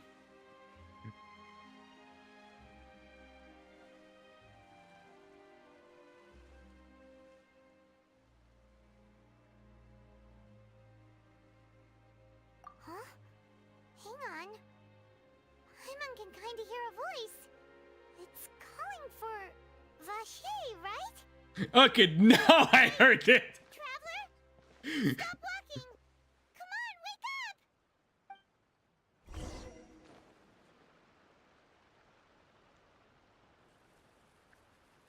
Oh, I know you. Vacher, are you my dear Vacher? It's an Oceanid. You seem to be someone else. Do you know Vacher? Do you know Oh, whoops. Yep, whoops. No, wait. You seem to be someone else. Do you know Vacher? Do you know where my love is? Wait. Who am I? I'm very sorry. I fear I do not know. My memories feel like they have been washed away like a flood. So many fragments dissolved amidst the tide, never to be recovered. How much have I lost? How many things that I once held dear while on land have I since forgotten? Yes, that is what I was once. But now, I am but the consciousness of one who is lost, therefore. Oh, so one of those that haven't Transformed. transformed. Like this either. I only vaguely remember being covered in light blue water, and then all grew dim.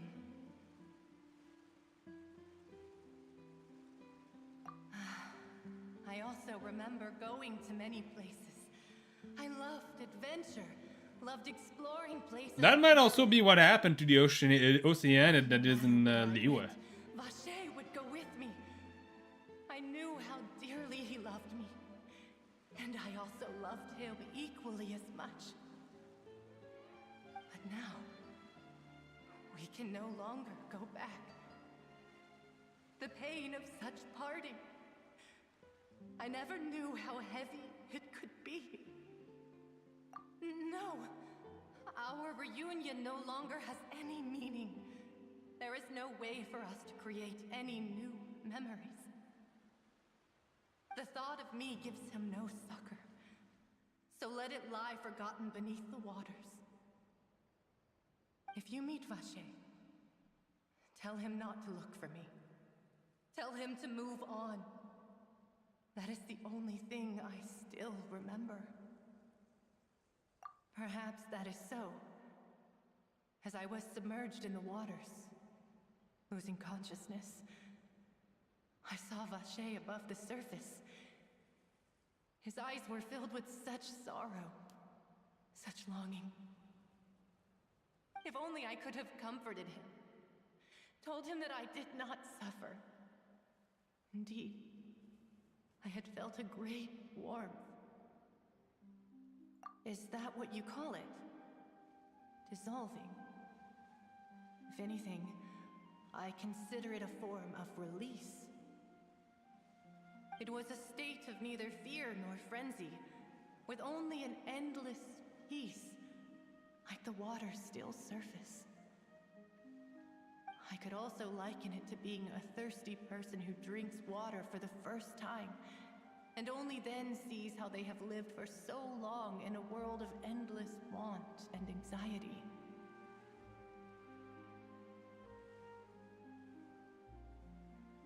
I think I hear your companion. It's time for you to go, I think. Farewell, then. I am glad that you were able to sense my presence. Remember, if you see Vache, tell him not to seek me out any longer. I guess this is information I should bring to Navia eventually. Oh, wait, what is happening?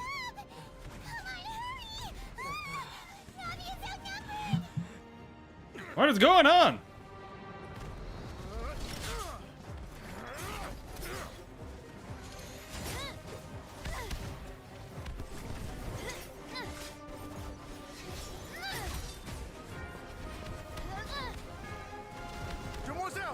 Does she has her axes? No.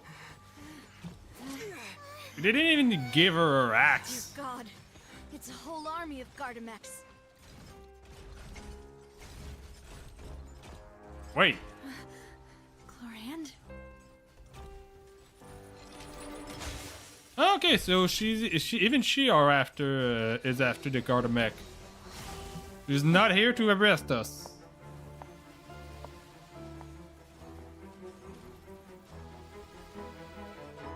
Quick, now's our chance!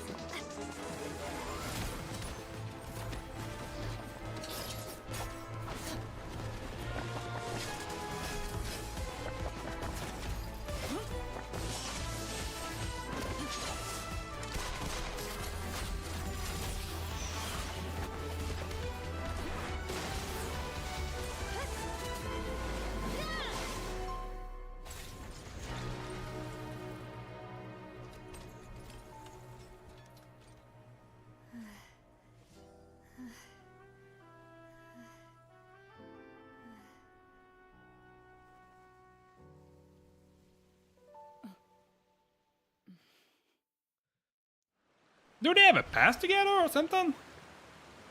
I should thank you for lending us your sword there, Chlorand. But before I do so, could you explain how you managed to show up here? I followed you. It seemed to me that danger has followed you more closely as of late. I believe that following someone without their knowledge is actually called stalking, is it not?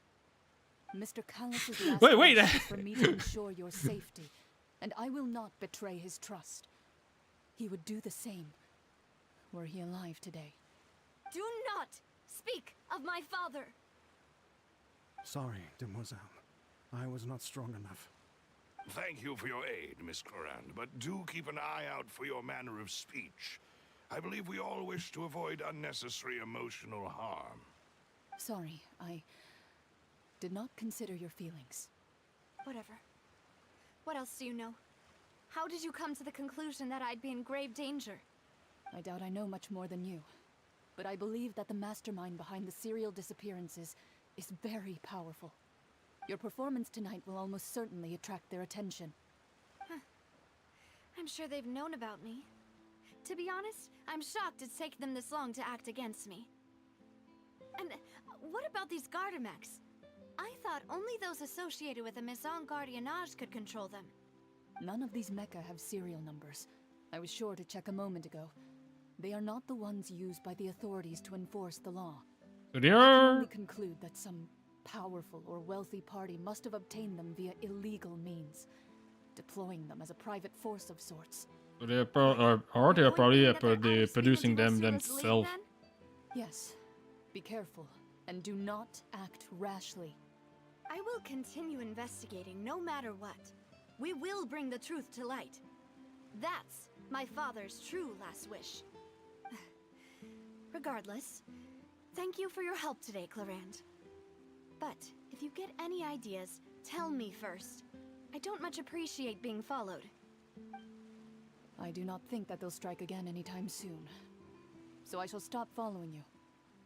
Good day, all.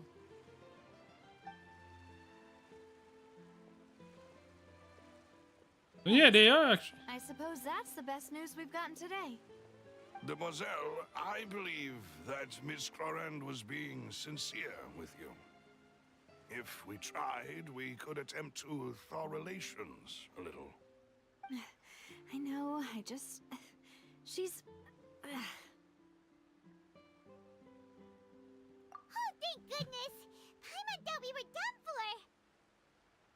Those Gardamex came out of nowhere while you were unconscious, and Nadia and her gang saved us!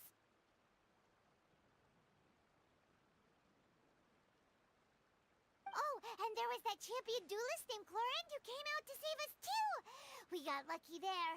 Paimon probably couldn't have fought them off otherwise.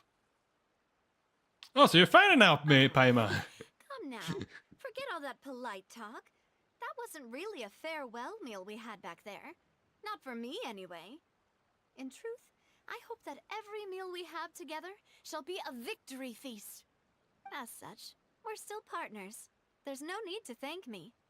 It will take 50 years for me to match Demoiselle's magnanimity.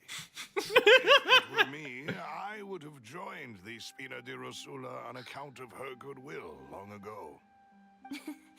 All right, you two. That's enough. Actually, Navia, how did you know that we were in danger? They're just bootleggers in, Did show up in the nick of yeah. time. Well, to be honest, you're the one who tipped us off, Paimon. Huh? Really? Paimon contributed somehow? Ooh, Paimon's even more amazing than she thought! Yes, all thanks to you grabbing my drink by mistake. How did that help? After we parted ways, I was on the way back to one of our bases when I suddenly thought of what you said. That the Fanta tasted kind of salty and icky. Fanta only comes in sweet flavors, so how could it have tasted salty? The color of the drink, if I recall, had also been a bit off. Ah, so it was someone that... Been spiked with water from the primordial sea? Yes. Hey, there's a coin. So, if you hadn't drunk that cup for me... Spina di Rosula is preparing the grandest of awards for you as we speak for saving the boss. Huh? Really?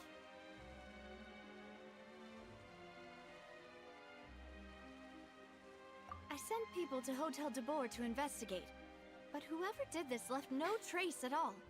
That's when I figured out that you might be in danger, and hurried here as quickly as I could. What?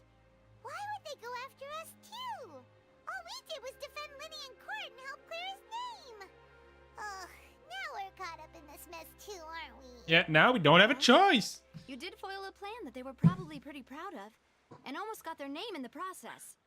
Speaking of which, did anything strange happen when you drank the primordial seawater? Well, it can't be a coincidence that the traveler fainted just now. He said that he heard that voice calling for Vache again. Oh, and this time Paimon heard it too, but it was real faint. Does this situation have to do with the primordial seawater then? Does that mean the primordial seawater raises someone's sensitivity to hydro when it's used on people who are not from Fontaine? That doesn't sound like too much of a bad thing, to be honest. New intel? While you were out cold? Well, let's hear it, shall we?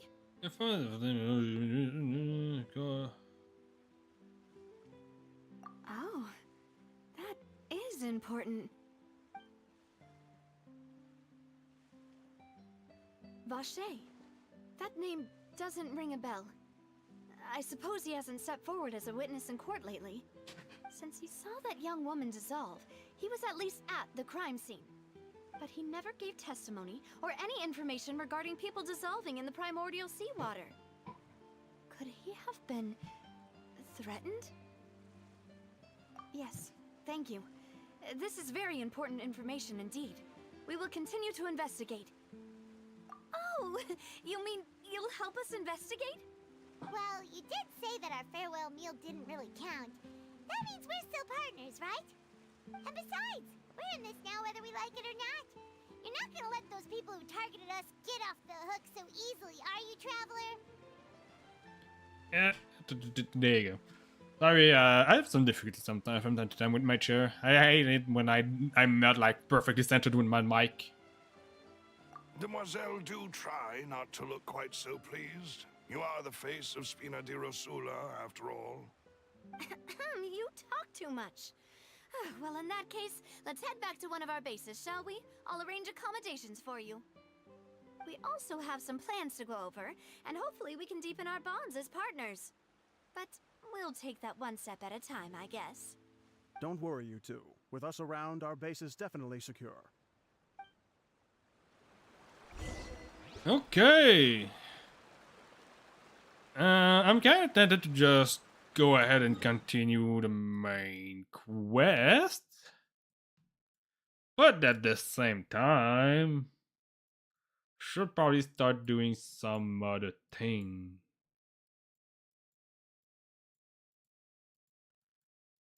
Because there's only like half an hour left.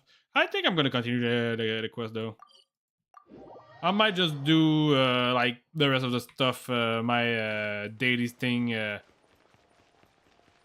after stream,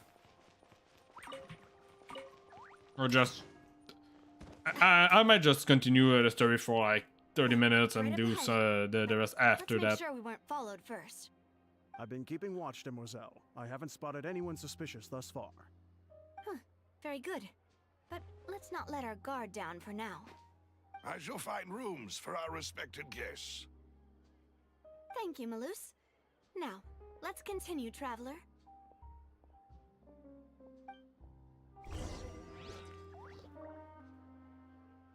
There hasn't been a single occasion of fighting anywhere.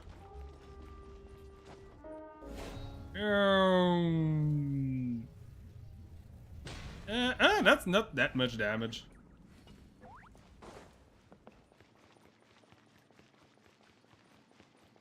Their base of operation is in the underground fountain. She is poor.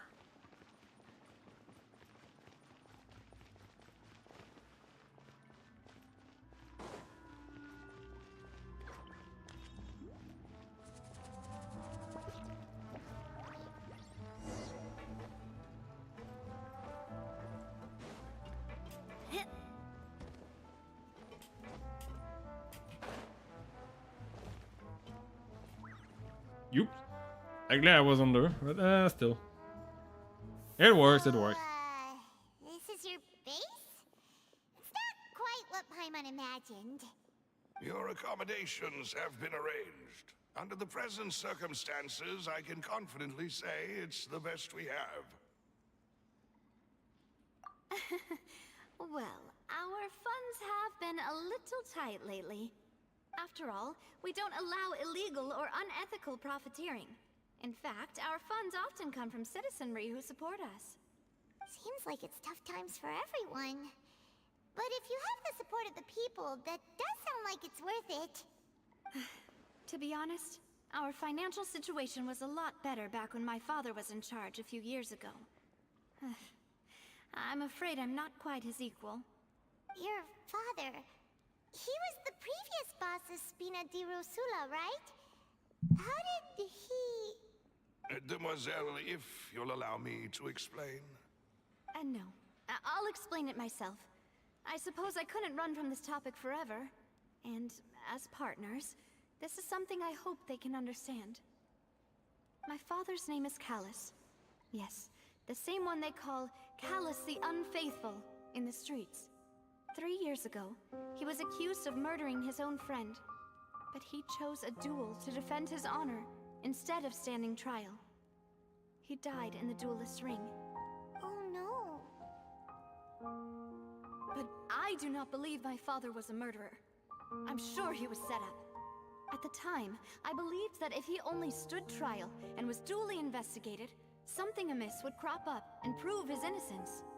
But strangely, he not only requested the duel himself, but rumor has it that even after being seriously injured, to the point where he could be deemed as having lost the duel, he refused to surrender, determined to die in the arena.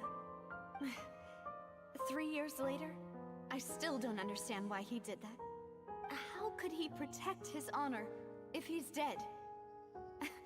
If anything, he gave up his chance to defend himself. The closest piece of info I have is that my father had been investigating the serial disappearances case at the time of his death. Ah, so that's why you're so determined to get to the bottom of that case. That's right.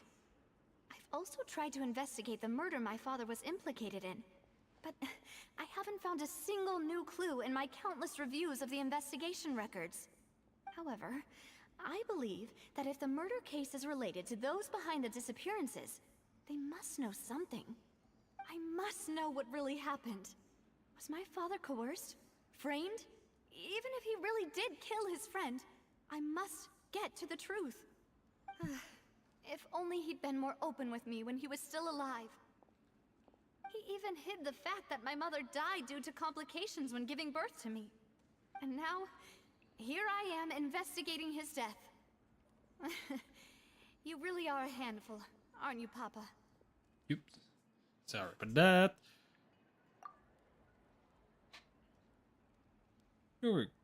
Demoiselle, Okay. please, if there is anything I can do, anything at all. I also will never believe that Master Callus murdered anyone. There are none whom I respect more than the two of you, Demoiselle. Master Callus did so much good in life, yet all it took was one murder case for him to be dubbed Callus the Unfaithful. Even our supporters decreased greatly due to that incident, hence our strained finances at present. Wait, if Callus was such a good man, wouldn't people at least be a little suspicious when he was accused? No. Perhaps people just revel in that kind of drama. It's not something exclusive to people from Fontaine, really. Everyone's like that. People love watching the evil turn over a new leaf, but they also enjoy watching good people fall into an abyss from one slip-up just as much. But how could... never mind. If Callus was really falsely accused, we have to find the truth. He didn't deserve to have that happen to him. There is one other thing. Master Callus's opponent in the duel was Ms. Clorand. Oh, her? Well, then, isn't that as good as saying that she was the one who killed him? Yeah, that's not the sort of thing that you can just let go and move on from. Ms. Clorand has always placed great emphasis on the honorable nature of the duel. If her opponent doesn't yield, she will not stop either.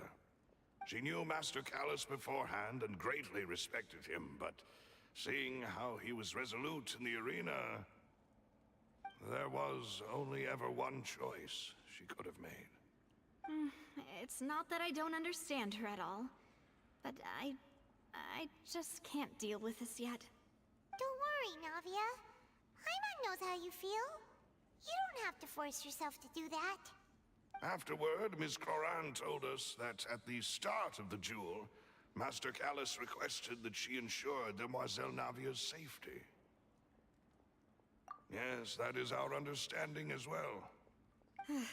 Oh, Papa. What madness drove you to ask the person who killed you to take care of me? All right, anyway, that's the information I wanted to share with you. Even if it did sound like I was just complaining towards the end. Thanks.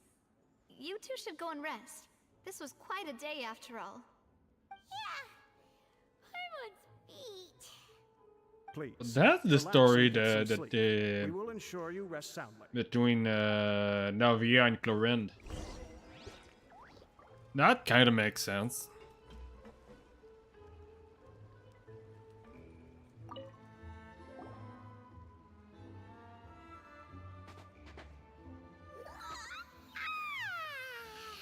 Paimon slept so well. This place feels almost too safe. Huh? Navia? Where did the other two go? I sent them back to Poisson. It's Spina de Poisson. Rosula's place of origin, and where we have our headquarters. There's not much for them to do here at the moment. Paimon gets the feeling that you're just trying to get them off your back. But never mind that. When did you get back? Were you waiting here the whole time? No, I just returned after going out for a while. I did some investigating yesterday regarding the name Vache. Wait, so you didn't sleep at all? How could I after having such critical new evidence appear? Guess Paimon wasn't speaking for everyone just now, huh? Unfortunately, this name seems to have been wiped from existence. It doesn't seem to have a match anywhere. I suspect that those behind this have already taken steps to hinder an investigation from this angle. But that does prove that this Vache person is a key witness in the incident. Does that mean we're too late, though? No. There is one ray of hope.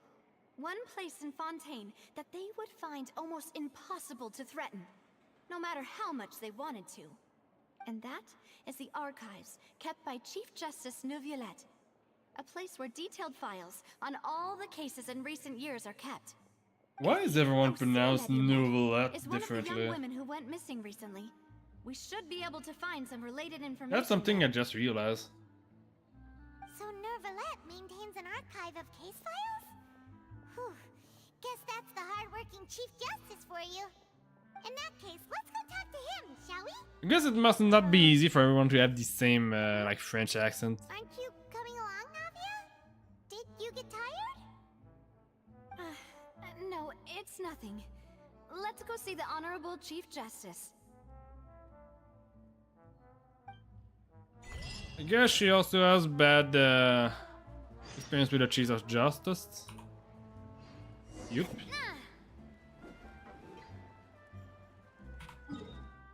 I feel like if that weapon at this part, like in the different color, would probably fit a little bit better. I do like the blue, but it doesn't fit with. Actually, kinda. Our outfit has some blue. Yeah, it does have some blue. Yeah, it might fit better like this than the white and gold. There's already a lot of gold in the axes as well.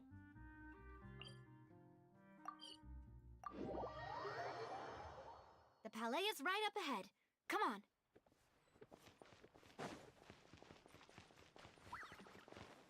There you go.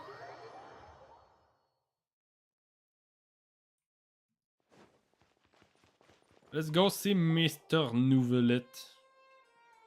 Ou Monsieur Neuvillette. Neuvillette. Halt! Please state your business here. Oh. The Chief Justice is presently occupied with official matters. I don't know why. For a moment, I thought this was Farina again. Guarded. Guess that proves that Neuvillette's files are really secure. Hey, don't you recognize us? Huh?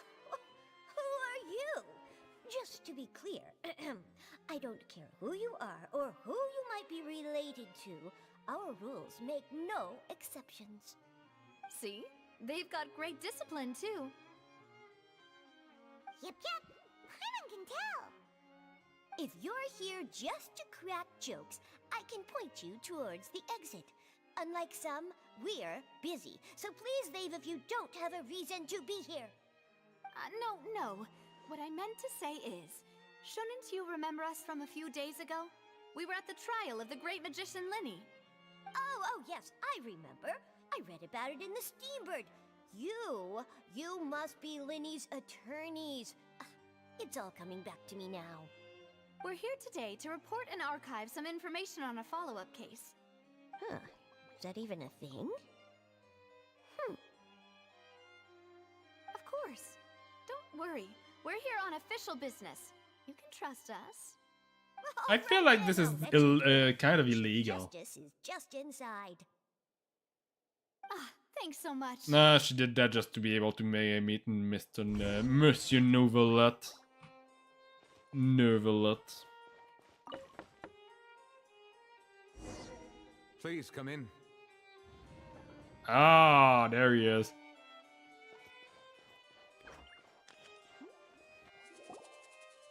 I don't know why. I would have expected him to have like a voice a little bit more,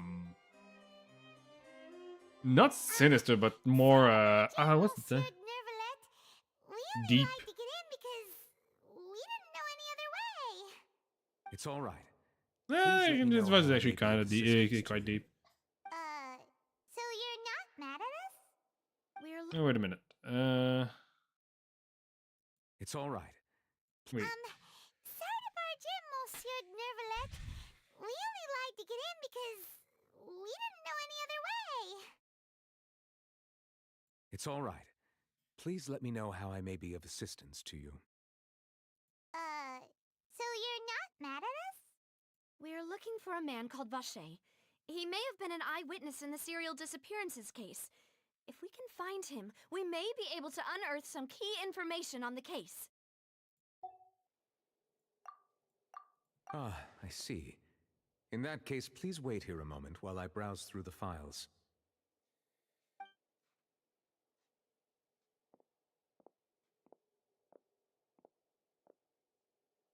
Who knew that Nervalet would be so easy to talk to? And I mean, did I receive the hit in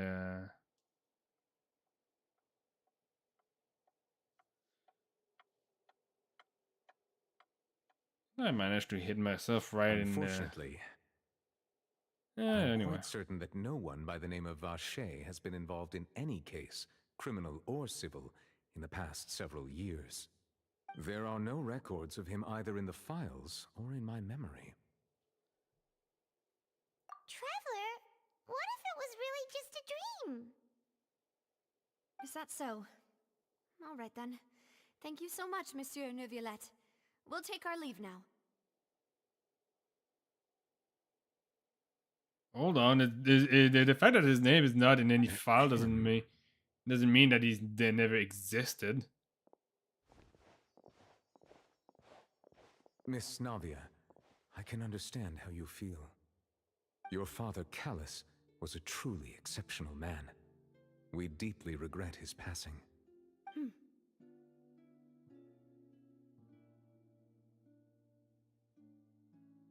And what are you trying to say, Monsieur Neuvillette?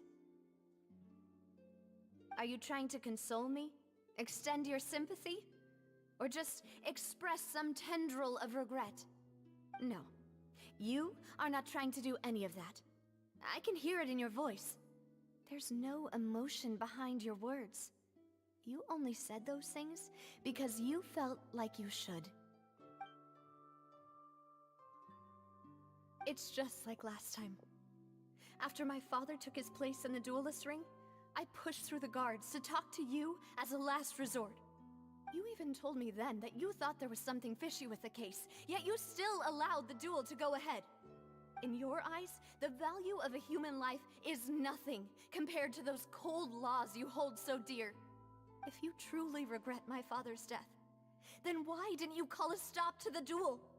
Why didn't you give me the power to stop him from throwing his life away?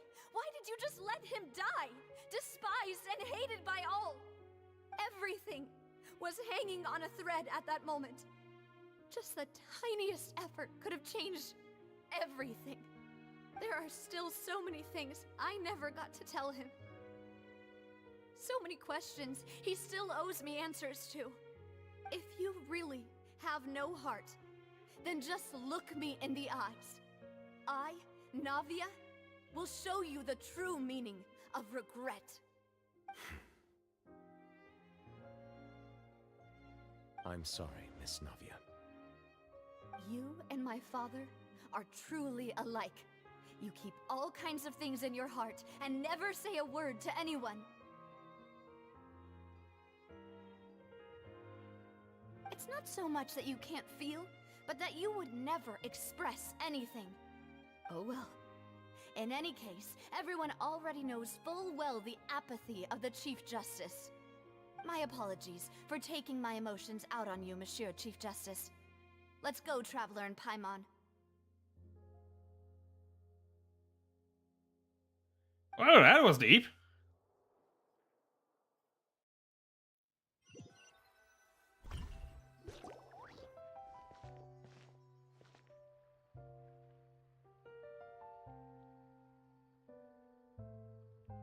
Navia, are you okay?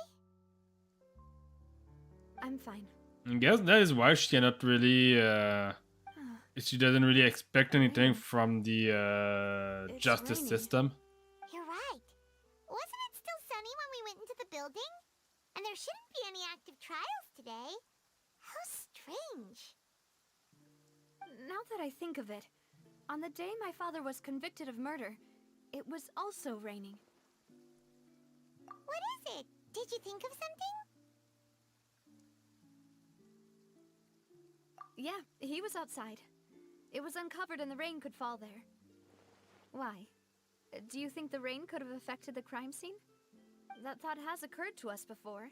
We've even expanded the search area to try to account for that, but didn't find anything of value. Oh? Wait. You don't mean... So you're saying that the true murderer could have been turned into water? And then got washed away with the rain? Yeah. And if that's what had happened, then no one would have believed your dad, even if he explained what he saw to the authorities. I really think I found a true genius for a partner. You're completely right. How did I not connect the dots earlier? All right, let's go to Poisson.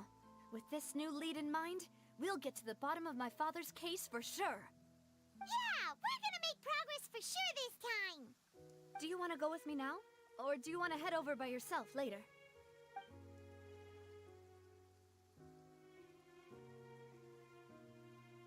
Great. Let's go for let's go right now.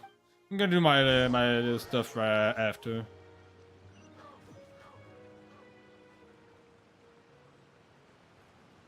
Wait, Poisson is out of this? This is Poisson? In that case, I would have thought that it would have bring me right away. Okay, I guess I'm gonna do something else then. Let's see if I can actually do this the farming here with Neve. It might actually bring me more luck. I'm gonna go and farm a little bit for our artifact, and that's gonna be the end of the stream. I don't like this. Honestly, the quest is... I knew that this quest was acclaimed by a lot of people. I didn't expect to enjoy it as much as I'm currently enjoying it. No. I don't think this team is gonna do well, though. There are too many, like 40, and I still... Wait a minute. I need to know what Farina does. Let's see. What is our talents doing?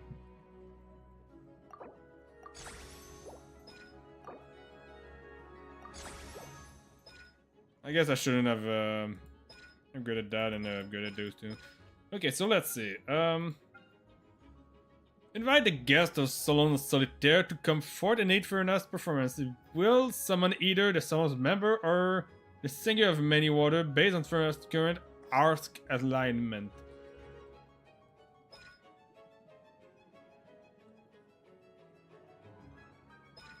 Ogia, farm bubble like celebrant shall dance, doing AoE idle damage based on Furnace's max HP, and summoning 3 Salon member. The base octopus shaped gentilhomme, Usher, the bubbly seahorse shaped surintendante, cheval marin, and the armored crab shaped Mademoiselle Crabaletta. They will attack nearby opponent and at interval, prioriting the target of the active characters, dealing idle damage based on their max HP. When they attack, if characters with more than 50% health are nearby, the member will increase their current attack power based on the number of such characters. Comes to set HP with set HP. If 1, 2, 3, 4 or more characters meets these requirements, the member's attack will deal 110, 20, 30, 40 of their most. Summon the Singers of Many Water will heal nearby active member based on HP. Okay, so this is the heal. And now do we change the form? At interval, when Furnace normal attack hit, a spirit bread torn of a surging blade will descend based on our current.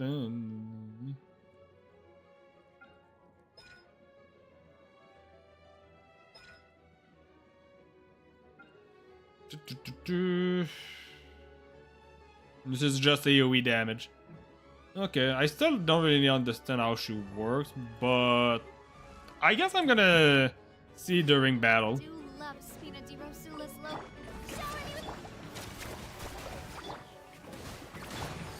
Watch out! Ha! A proper send-off from the Spina with feeling lucky. Cha! Get back! You kinda need to up. This one's got your There you go. proper send-off from the Shazam! Let my name echo in Boom. I think I want to actually heal here. Oh god. Oh well, that team doesn't really work that well. At least I know how to change the thing. But yeah, that thing doesn't work because it's not boosted properly. It is not boosted properly at all. Let's go back to this. This works. Yeah, the story is really is interesting.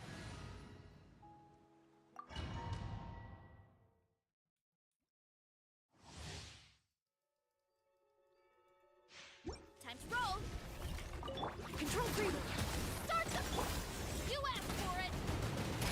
Stop right there. Light it up. Light up the blazing. There you go.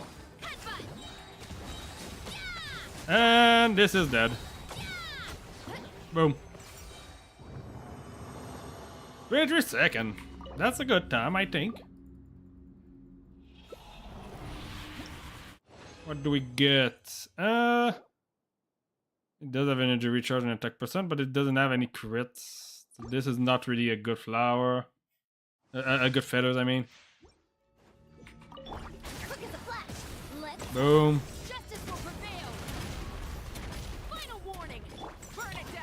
Gets the last shot and it hits. Sadly. There you go. In 20 seconds, nice. Come on, give me something good. The crit rate, nice. And attack percent. But defense is not necessarily something I want. Defense is not necessarily bad. It's just not something that she focalizes on.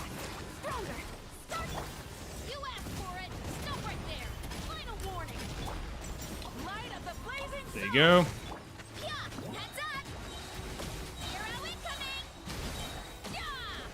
There you go. Should be 90. No, 20 still. Okay. I would have thought 90 here. I mean, 19. What do we got this time? Okay, this is good. This is good. Crit rate, energy recharge, elemental mastery can be nice, but not really something to. This is crit rate with energy recharge. Doesn't have attack percent. She does want some crit rate, but I think it's probably better to give her crit damage though. Control breathing. On my mark. Hands where I can see them. Stop right there. Drop your weapons. Rise with the sun. Pyroclastic surge. Oof. Yeah! Charge! Yeah! Headbutt! There you go. And 21 this time was 1 second slower. And this is like the last one I can use because I don't have the 2 energy left for the other one. Crit damage, elemental mastery. There's nothing good. Or at least there's stuff that are potentially good, but not like awesome. And that's pretty much the only problem I have right now. It's that the stuff is not to my taste mostly. It's not horrible, but it's not good either. But I guess I'm gonna try to equip it to her just so that she has a set that match her. Let's see. What can you give her? This is energy recharge. This is sadly HP, but wait, this is no. I want this here. Okay, so here we had good damage. This is HP, and with all mostly all the stuff that she wants. This is good damage, but with attack percent. Guess this is basically the best one we have. I'm gonna forge that for her. If it all goes into crit damage, which is not the case, would have been nice though. God damn it. I'm gonna put it at 20, and when I get something better, I'm just gonna scrap that. I don't have the more. I'm poor.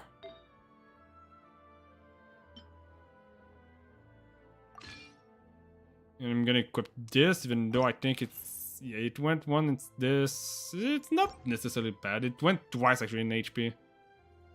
Not bad, it's not awful, but it's not super good either. This is probably gonna be, like, the best... Yeah, this is pretty much the best flower we have. She does want a lot of energy recharge. This is crit damage, though. I want a crit damage. But I think it went 2 times. Yeah, it went 2 times in flat attack.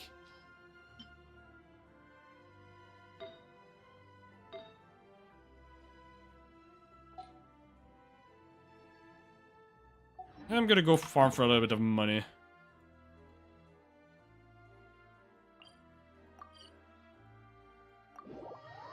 I'm gonna farm some ley lines eventually. Or I can actually do this. Not something I like to do too often. Especially since I don't think I have that many left. Let's see how much it's gonna cost me if I do it like this.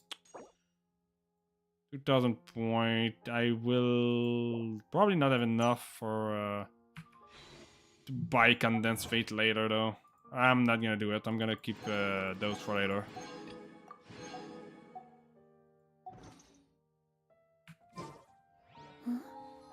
Yeah, I'm gonna just go farm money eventually. I'm gonna be forced to do so anyway. Boom.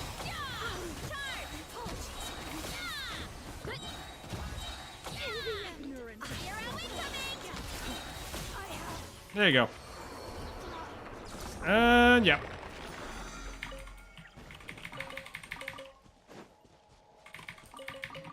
I'm tempted to do something that people will hate me for, so I'm gonna do it. Why not?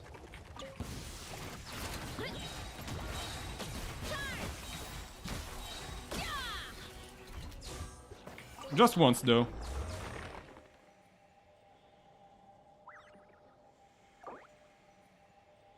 Just 50.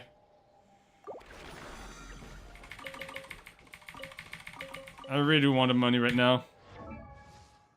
Yeah, so let's go back to Navia.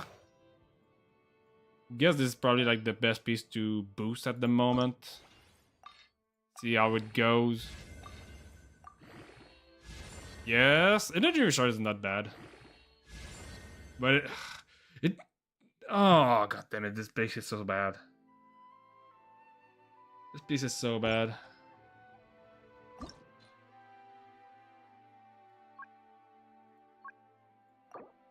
Please give me something better.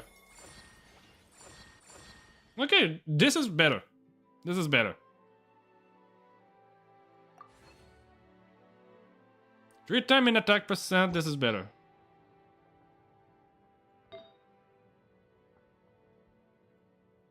A lot more viable than it was before. Let's see this one. Come on. Don't do this to me again. Yeah, crit damage, perfect. Don't have Mora again. Now I should have like a 4. Yeah, I do have a 4 set now. It'll be a little bit better. At least she gets something other than like what she was getting before.